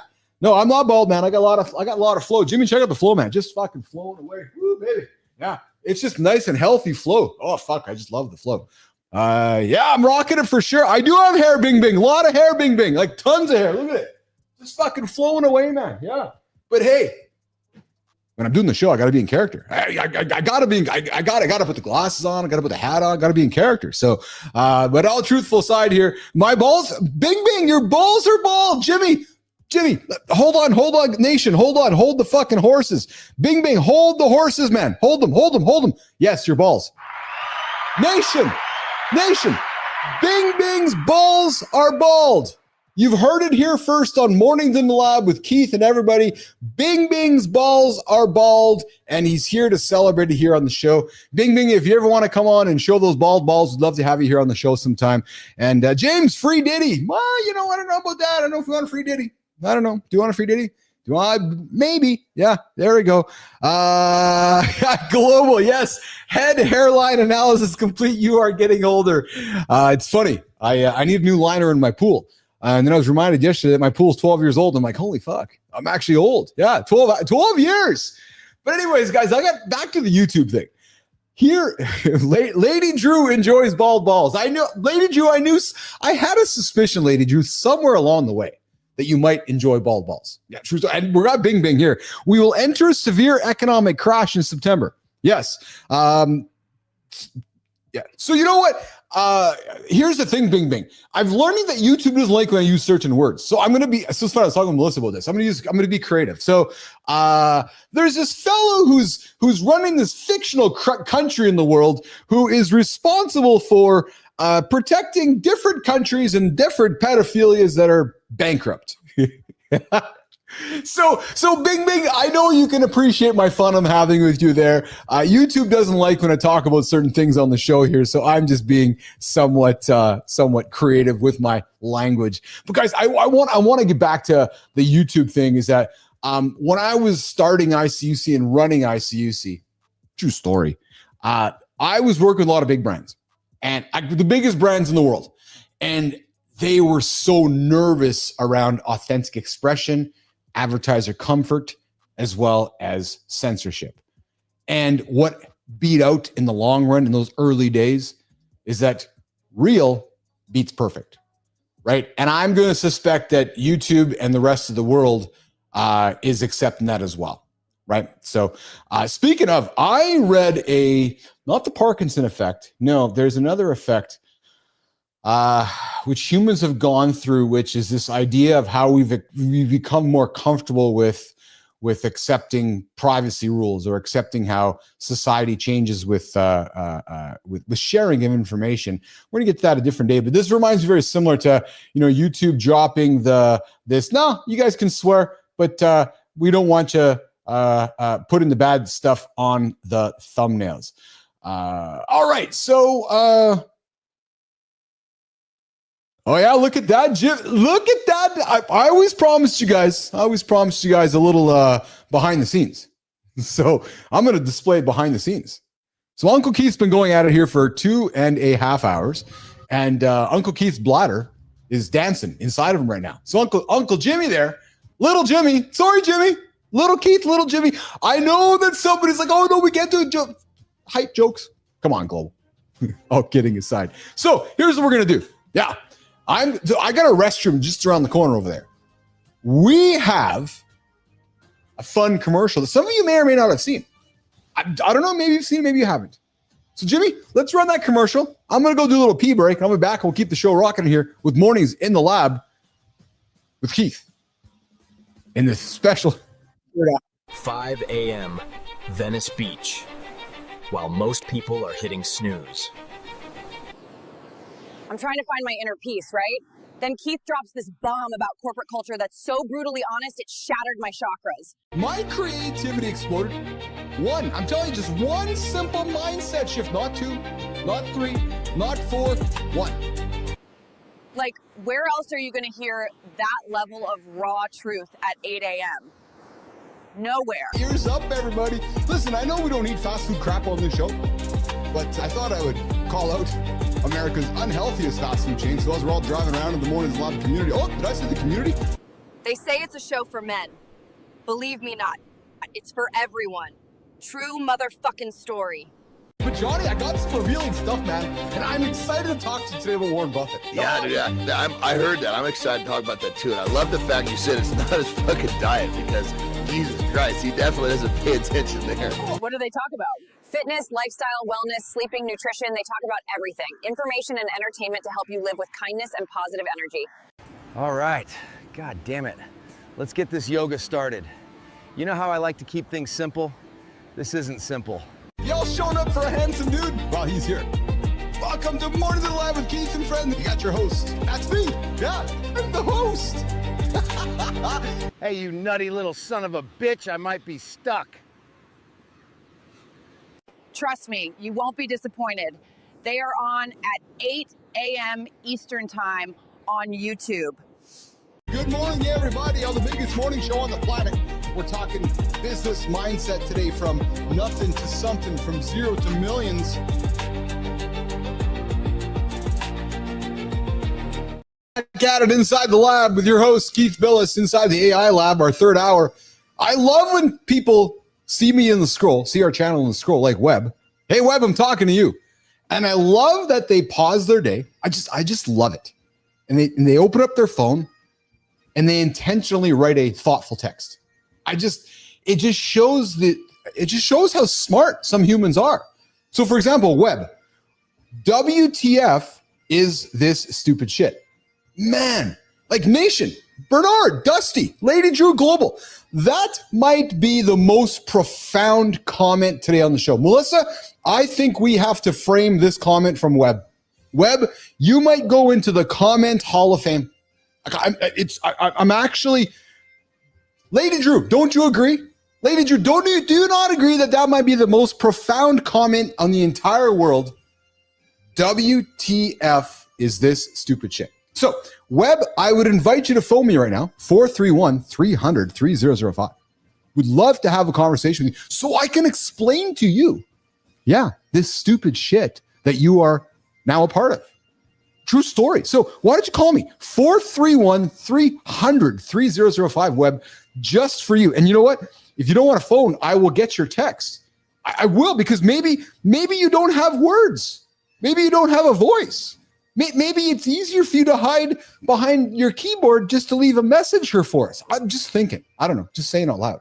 So Webb would love for you to bring your profound knowledge to the show today so we can talk about WTF is this stupid shit. Oh, whew, so profound on Mornings in the Lab, on Inside the AI Lab this morning on the Mornings in the Lab live network. All right, guys. Hey, you guys still use Google? Yeah, I do. True story. But they also have a new product called Gemini, right? Which is their AI model. Yeah, Melissa, tell Webb to calm down. Yeah, I think Webb's just too excited with that comment. That just might be the best comment ever. Anyway, so Google has released Gemini DeepThink, right? It is potentially a model that is outperforming OpenAI's model. Now, again, you guys hear me say that I think GPT-5 is launching this Thursday. Well, last Friday, I think it was Friday, over the weekend, Google launched DeepThink. Now, DeepThink is apparently, perhaps, might be the best AI model on the planet. Or not. Here's the thing, right, is that they're all being measured here, left and right, measured all over the place. And I know one of the measurements happens, you might debate, Elon about Grok, but DeepThink achieved almost 35% on, microphone pack just fell out.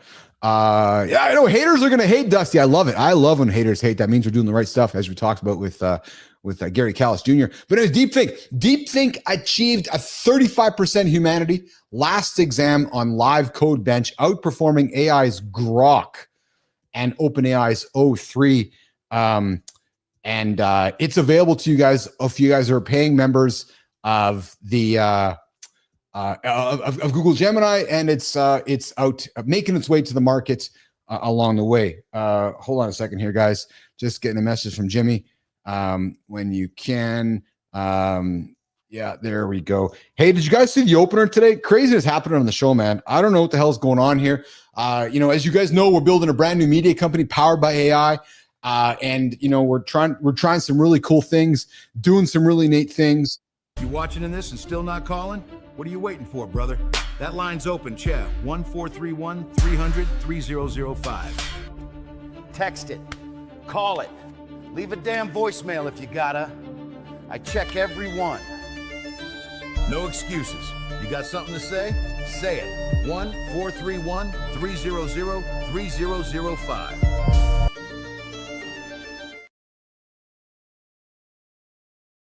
Plug and we're getting after it. You guys can join the live conversation 431-300-3005. There's John AI making an appearance. He is always in the background. Yeah, guys, this morning on the show, we ran our regular opener. Getting after it, was supposed to get into the lab. David Meltzer was in the show here earlier this morning. And then all of a sudden, these Mornings family shows up. I don't know what the hell's going on. Jimmy and Melissa are not saying very much. Nobody is saying much, actually. So I got to be honest, Nation. I'm going to be honest. Batshit, Global, Lady Drew. I don't know if they're fucking with me or I don't know if somebody's fucking with me, but there's some really cool AI content that is being created, and that's being created right here in the lab. And it's been kind of freaking me out, actually. So, I would invite you guys to check some of that out, especially from this top of the hour, man. I don't know where the hell that has come from. All right, creator power surge. Guys, influencer rates, influencers, creators, doubling as brands are pouring more than 30 to 40% more into influencer marketing. Yes. So influencer rates, people like apparently me and others that are doing this kind of stuff, advertiser rates have doubled from 2024. Marketing has gone from 30 to 40%. Major brands like Unilever planning to allocate half their marketing budgets to social channels. Hey, Maddie, we got to talk to Unilever. Quick turnaround campaigns, 2 weeks versus typical 6 weeks, now cost brands 50 to 100% more. The reason? Creators are increasingly charging for exclusivity and content usage rights. Only $10 billion in digital ad spend currently goes directly to creators, but predictions suggest 50% of global marketing spend will shift. Guys, leaning back into my past, we are witnessing, true story, I saw it before 15 years ago, it's happening again.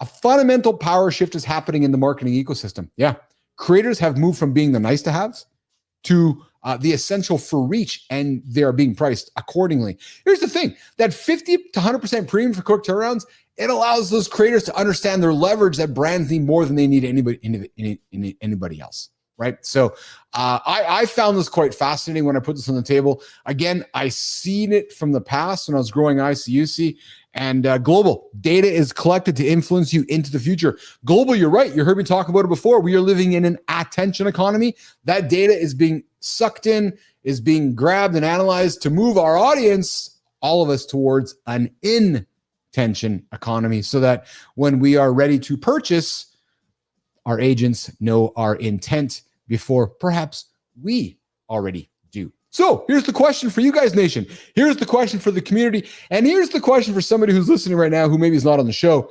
Are we seeing the end of traditional advertising as creators become the primary media channel? Well, I'm betting on it. And I'm not really betting on the end of it. But as you guys know, we're building the Mornings in the Lab live network here. And the vision here is to have a number of shows, all with live conversations that start in the morning. Morning conversation that matters. So, I also don't believe that life is linear. Life's a cycle. So it's hard to double negative. It's hard to not imagine a world where we wake up where the Unilevers, the Procter & Gambles, the Coca-Colas of the world are more like houses of personal brands, right? Where those advertising houses are representing all these houses of personal brands instead of all of the big corporate brands that many of us grew up with along the way. Okay, continuing the show, rock and rolling here. Oh, I missed the call here. Who did we missed the call from on the hotline? Oh, hold on, we got a call coming in on the Mornings in the Lab hotline. We're gonna do this right here, and I'm gonna pull it up here. Good morning. Hello. Good morning. Who's this? This is Keith Billis on Mornings in the Lab. Who's calling? Hey, Keith. Lady Drew here. Lady Drew is joining the show. Yes, Lady Drew. That is awesome, man. What's shaking, Lady Drew? Well, not me. I'm sitting down, but I'm not shy. I came out from behind my keyboard, honey. I love it. How's everybody doing? Lady Drew joining us. Lady Drew, you're in Florida, aren't you? No, I moved from Florida to Wilkesboro, North Carolina about 2 years ago. Oh, yes, I knew that. I'm sorry. I know that you're in North Carolina. Yeah. Oh, no need to be sorry unless we live here. We got to all get more great people out here and have a blast.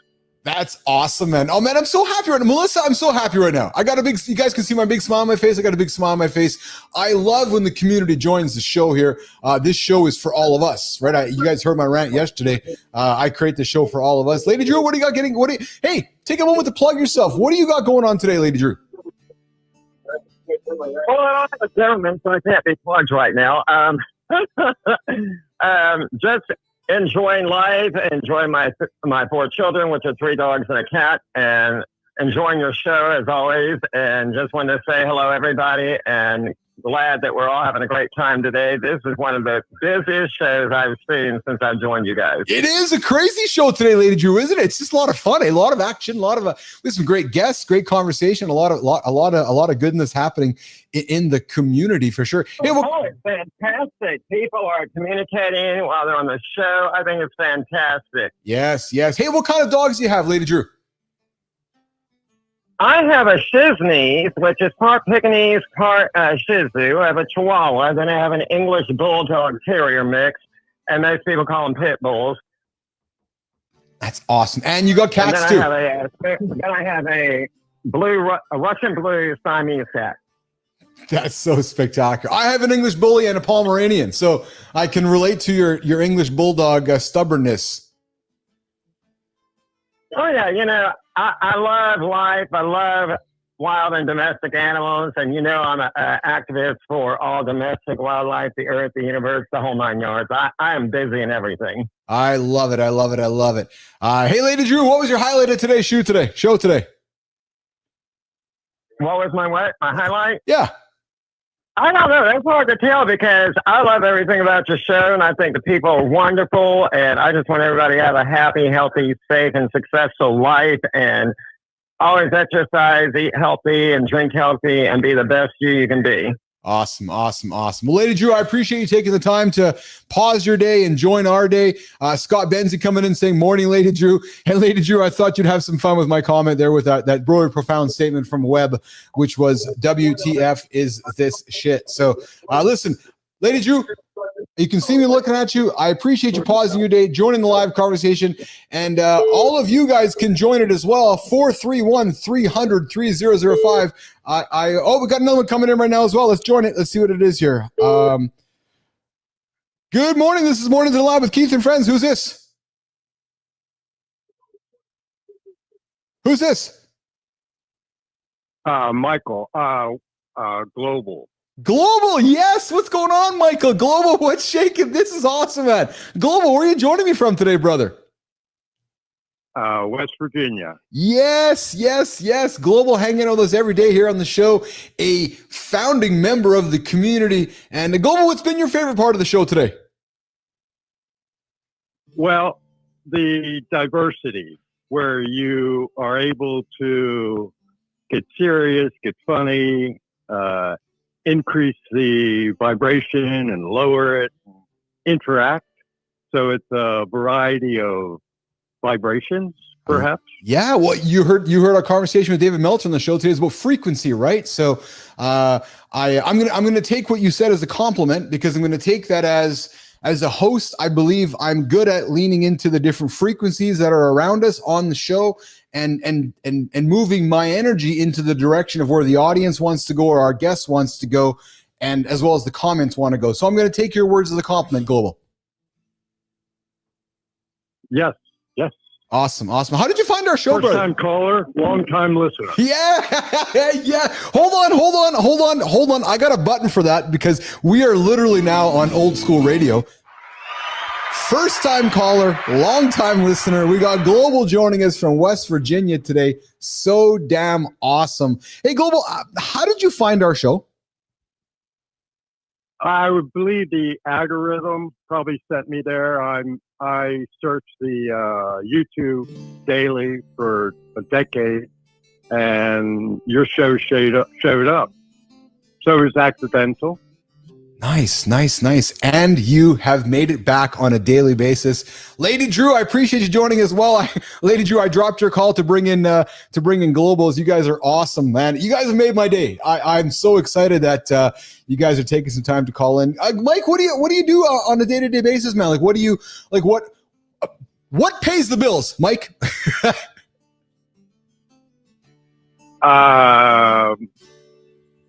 Probably kindness.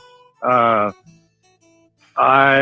bills are paid by my sponsor, so I have other people in my community, nice. And I basically don't have any responsibilities, let's say. Nice. Well, thank you for sharing that. And I didn't want to put you on a spot there, so I'm really thank you for sharing that with us this morning. And and as you know, we got Matt Roof joining me here in the comments here this morning, because we know Matty starts his show at 7:30 Eastern time, Kindness Rising, and I know I've seen you there as well, Global, on Matty's show, which starts at 7:30 Eastern time right here on the Mornings in the Lab live network. Hey, Global, just taking a step back, you I got to be honest, man, I really enjoy your comments. I really enjoy how profound they are. I really enjoy how thoughtful they are. I hope you don't stop. I hope you don't stop being you. And I hope you don't stop challenging assumptions and challenging the things we talk about here on the show. Because I hope as you continue to get to know me, I don't want us all to agree. I don't want us all to drink the yes Kool-Aid. I want us to have conversations that move the needle and move the frequency in different directions. So I hope you'll keep us honest, and I hope you'll keep showing up on a daily basis, Global. Yes, I'm very excited about the future of this channel. Awesome, man. I so appreciate you. Hey, any advice for me? I'm being frank, dude. I read your comments daily, and there's certain people you really lean into, and you enjoy their words and you enjoy their profoundness. Do you have any advice for old Uncle Keith today as he gets after it? Oh, golly. No. No. Well, although, some people get views with showing their pets. Showing their pets. There's an animal lover. Yeah. Oh, but you know how I get views? I get views by showing my shoulder. Yeah, it's just my shoulder. That's what I do, Mike. That's what I do. I show my shoulder. Yeah. Anyways, Global, I appreciate you, man. I appreciate you hanging with me here on the show. I'm really grateful that you've paused your day to phone the show and join the conversation live with me. I hope you'll do it again now that you've done it once. I hope you're like, yeah, save this phone number on your phone. And, tomorrow or any other show we got going on, come on and say hi to John. Come on and say hi to Marty. And come on and say hi to these awesome guests along the way. But I'm going to let you go. And I'll keep seeing you in the comments. And I'll see you along the way. How does that sound, brother? Very good. Thank you very much. Awesome. Thanks, Global. All right, Global joining us from West Virginia today. Long-time listener, first-time caller. Melissa, Jimmy, is this crazy or what? Maddie Roof, is this crazy or what? I don't know. Something's happened here this summer here where the community has come alive here on the Mornings in the Lab live network here. Mornings in the Lab with Keith, Johnny, and friends. Here's how our show programming works. The Mornings in the Lab live network starts every single day at 7:30 Eastern time. Yeah, we start with Matt Roof, Kindness Rising.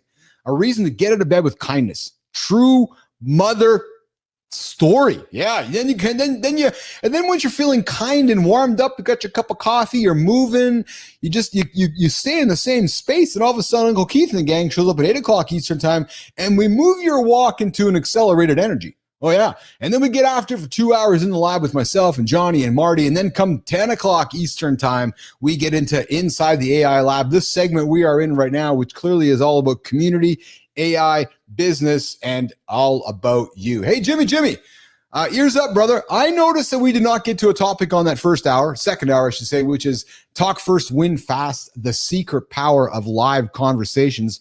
So maybe if you can get that set up, we probably can go to that segment. I can lean into it, and it might be a good way to wrap up the show here today, which is our expertise, live conversation, and what we are putting on display here today, our ability to have live conversations, create community, engage community, for a place for everyone to start their day right here on Mornings in the Lab, on Inside the AI Lab, right now on Mornings. Jimmy, let's run it, brother.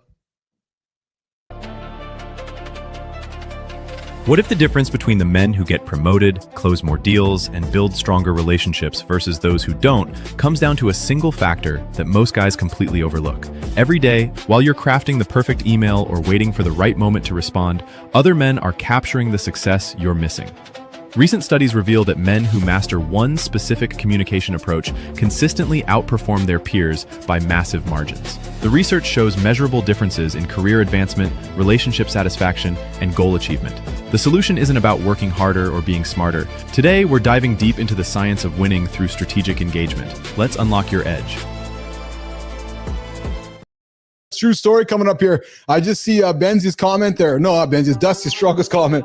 Dusty, 3 hours went fast. Yeah, tell it to my head. I had a confession to Jimmy and Melissa yesterday. I said, holy shit, third hour is hard. It's hard.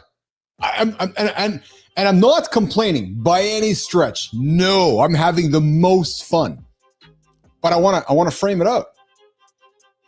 You know, when you strive to create good content for your community and you strive to make the hard look easy, it's hard, right? And for me, yesterday's new third hour, entertaining, engaging, empowering, but most importantly, you guys, making sure I'm adding value. I don't just want to be some fucking dude talking for the sake of talking. I want to be somebody who's adding value to your lives. So yesterday's third hour was hard because I felt like I was not adding the value I could have. So I worked hard yesterday with Jimmy, Melissa, and the gang to make today's hour better. And I think we are 1% better than we were yesterday. So Dusty, I appreciate you, man. I appreciate the 3 hour because they did go fast. And like I said, it's only hard because I care. And it's only hard because I want to make greatness for you guys. And it's only hard because I want to inspire all of you guys to run towards what's hard. So speaking of hard, you know what's hard? Oh, Roofy, get your mind out of the gutter. Jimmy, get your mind out of the gutter. I know you guys are all thinking what's hard. Lady Drew, I know you're thinking on this one. You're going to answer my question. Oh, Keith, what's hard? Me, baby. I'm fucking hard. No, you know what's hard? I'll tell you what's hard. Lady Drew, bald balls. Baby elephant, wood. Yes, wood is hard too. Wood is absolutely hard. But you know what's hard? To be 1%. To be the one motherfucking percent. Yeah.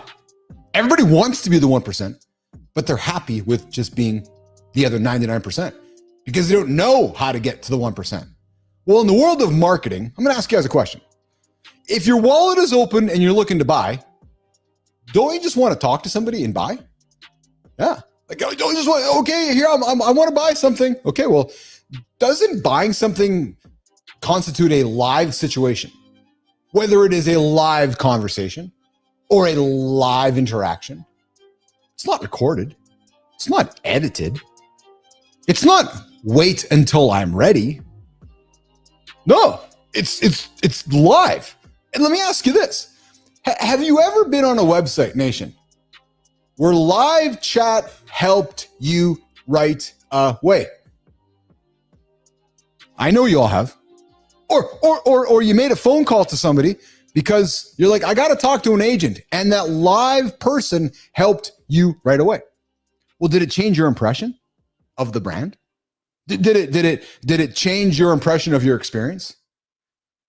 And why do you think that people still default to email when real-time tools are available? Well, so it makes me curious.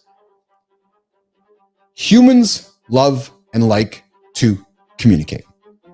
Yet so many of us, so many people today still lean into recorded podcasts on demand.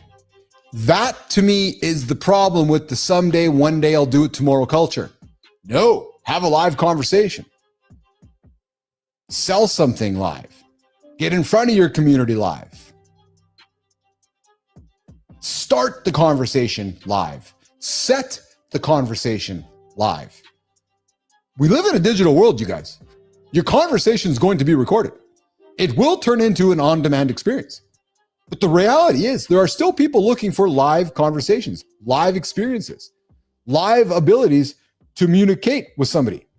Yes, I'm looking over here at Corey Expert live right now. What did Lady Drew say on the show here 8 minutes ago? What was it, 9? Wow, look at all the engagement on the show because we're live.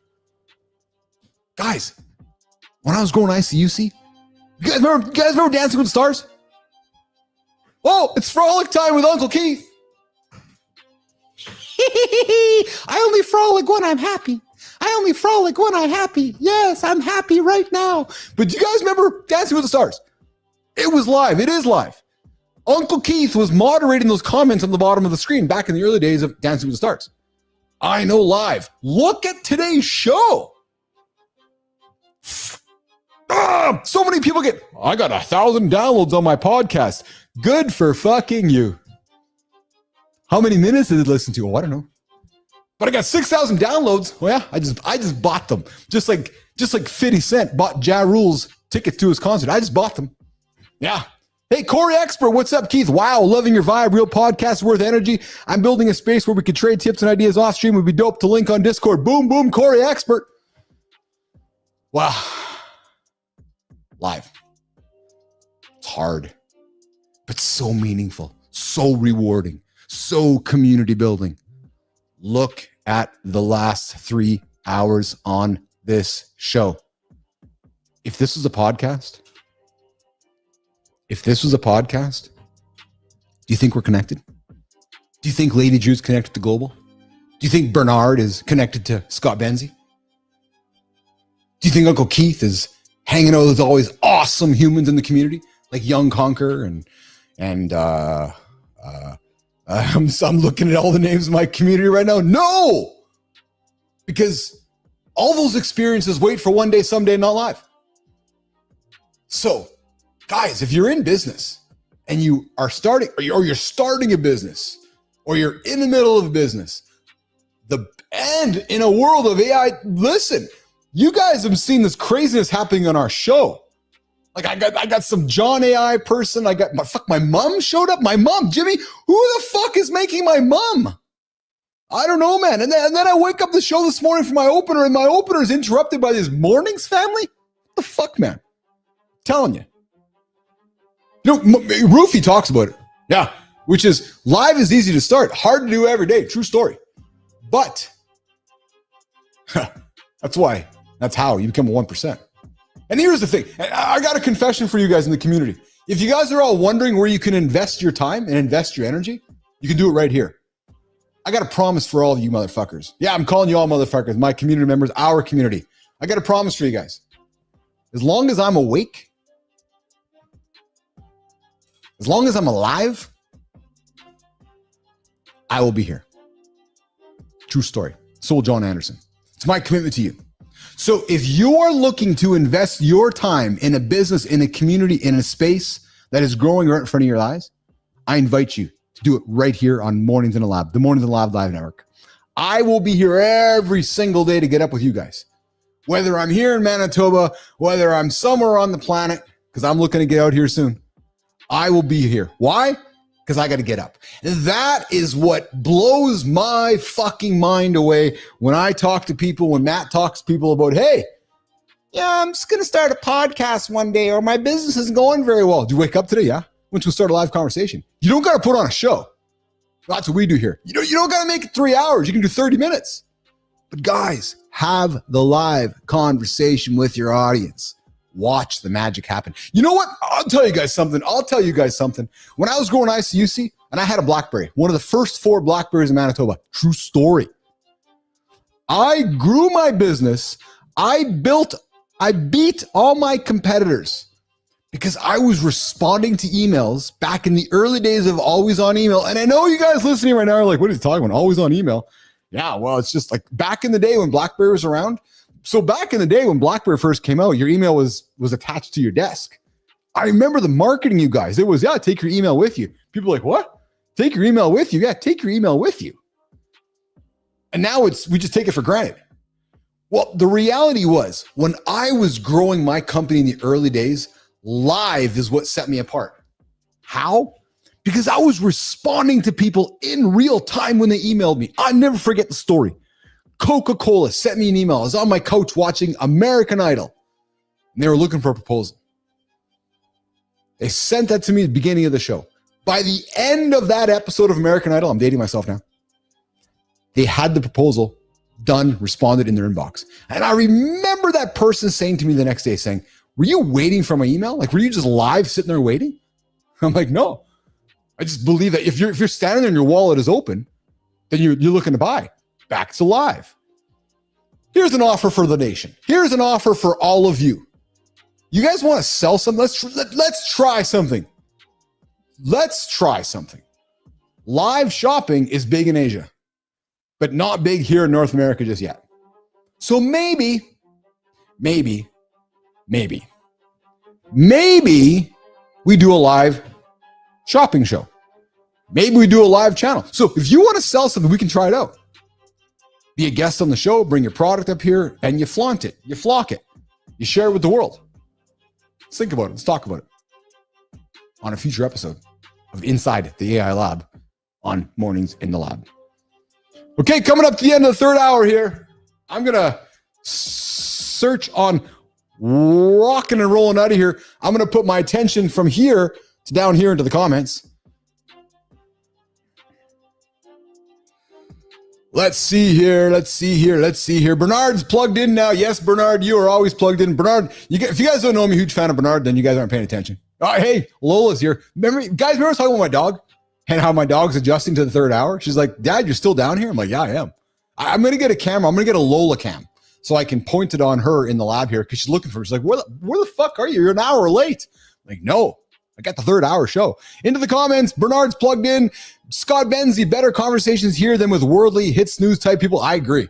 Yeah, those that are snoozing are making podcasts. Yeah, those that are snoozing are making podcasts. There you go. There's your hook. There's your soundbite. Because if you're a podcaster, you're probably a snoozer as well. You're probably behind me. Actually, not probably. You are behind me. Sorry, I'm just calling it out. Yeah. And we got Lady Drew, always video call the ones you have, love, and care. Global, instructional, informative, and infamous. The show is not a monotone, but serious and uplifting, exciting, flowing. Thank you, Global. Scott Benzie, Brother John, and Brother Marty, and Matthew Roofy, live is easy to start. Yes, we got off to that one there. And Global, I have searched YouTube for a decade, and production and quality of show is excellent and modern. That's what we're trying to do here every single day. And I promise you guys this, tomorrow is going to be 1% better than today. We're still struggling to get all the news segments out. We just are so active on the show, right? So, and then we got Kindness Rising. Matthew coming back, always planning to do the show for other locations, but I'll be here 7:30 Eastern time. Yes, you guys know where to find him. And Global, my economics is taken care of for me. My life is decided daily with no obligations except upkeep of the house and the dog. Never been different. Global, that is awesome, man. That is awesome. That is awesome. That is awesome. Okay, so let's see. Johan Karazian, Bernardo, I don't know you. Welcome to the show. Jorhawian Karazian. Jim, the community is pretty active right now, so we're going to keep this conversation going. Michael Lazar, I'm driving Ailes. Yes, where are you driving? Michael, why don't you Michael, Jimmy, phone number up. Michael, why don't you call me right now? 431-300-3005. I want to hear where you're driving. If you're in your car, you can probably phone from your car. 431-300-3005. Would love to meet you. Would love to hear where you are driving. Michael Lazar, 431-300-3005. I'll bring you into live conversation with you right now. B-Drive, now I know why my service is lagging. Devil is attacking me during this part for a reason. And we got Global coming in. Was going to make a list. I would love to see your list, Global. Want to keep hearing your feedback. My goal is to keep making the show better for all of you guys. So that only happens with feedback from you guys.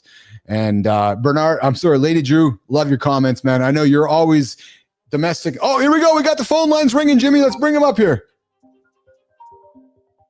Good morning. Good morning. Mornings in the lab. Is this Michael Lazar? Hold on. Is this Michael Lazar? Good morning. Mornings in the lab. Who's this? Michael Lazar. Yes, Michael Lazar dialing in this morning live on the show. What's going on, Michael? Where are you joining me from today, brother? Good, man. I actually just dialed that out wrong. All I'm saying was I am watching the show, first time seeing it, and something clicked. How old is Joe? You're breaking up there. What's that? Say that again, sorry, brother. Say that again. Is Dio something new? Because I just scrolling through and I found it, and it just feels something strong. Yes, brother. So listen, you are on the biggest morning show on the planet. This is Mornings in the Lab with Keith, John, and friends. We get after it every single day here at 8 o'clock Eastern time, Michael Lazar, and I'm glad you're dialed in. I want to personally take a minute to introduce you to the wonderful community growing here on the channel. Community, meet Michael Lazar. Doki Wipe, what's going on, Doki? I see your comments there as well in the community. Michael Lazar, I want to introduce you to everybody here. We got Bernard, we got Lady Drew, we got Global, we got Dookie, we got Melissa, we got an entire community of Michael Lazar that'll welcome you in here every single day. Michael, we talk business. How long has this show been going? Yeah, so we started the show, and I started this show March 11, 2024. We've really been taking off here over the last year or so. It is a brand new show. It is all about helping you get up, get after it, and hit your biggest, most audacious goals. Today we had David Meltzer on the show, formerly of Jerry Maguire. We talked dad bods today, the hidden dangers of carrying that visceral fat in our bellies. And we talked about helping men get up and make some different decisions throughout the day. We talked about, how we pick our love partners in life and so forth. We have all different kinds of conversations on this show, Michael, about business, athletics, fitness. I bootstrapped the company and sold it for millions of dollars back as a younger chap. And my co-host, John Anderson, is a former world wrestling guy, a former world strongman, and also a former world bodybuilder, and he joins us. And we also have Marty, who's a former D1 division athlete. So every single day, Michael, for the first 30 minutes, we get into comments and content around current events and news. Second 30, we have a wonderful guest showing up on the show. Third hour, we get into some key topics of the show. And then on the fourth hour, we get into the community corner. I'm sorry, on the third hour, we get into AI conversations like we're having today. Although today's conversation has been very much leaning into the community, which is awesome, and so forth. So, Michael, what do you do for a living?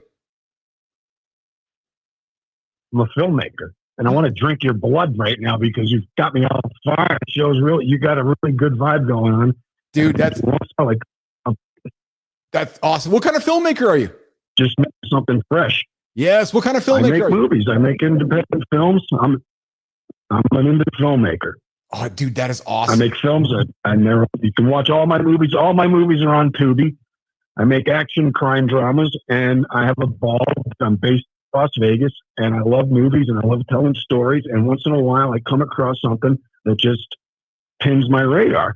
And I don't know why. Even a few seconds, I thought I was watching something fresh that's getting ready to rip off.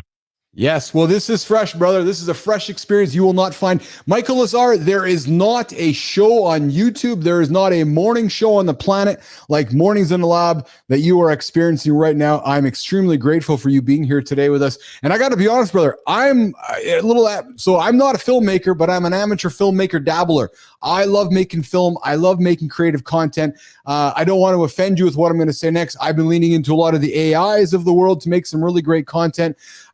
Michael, how can I find your content? Can I connect to you on LinkedIn? Can we connect on LinkedIn? I maybe have you as a guest on the show. I'd like to learn a little bit more about your content. You can put my name into Tubi. My movies will come up. My latest is American Mafia. Check it out. I made it for $20,000. I shot in New York, Miami, Los and Italy. I made a mob drama that's outstanding. Fuck, I love it. I used a bunch of Italian actors in Italy that were incredible. Yes, Michael Lazar, filmmaker from Vegas. What's the show called on Tubi? American Mafia. American Mafia. Guys, I invite everybody here in the Mornings Lab community, go check out American Mafia over on Tubi. We have our, can I count you as a brand new, and can I count you as a regular member of the Mornings in the Lab community moving forward, Michael Lazar? Absolutely.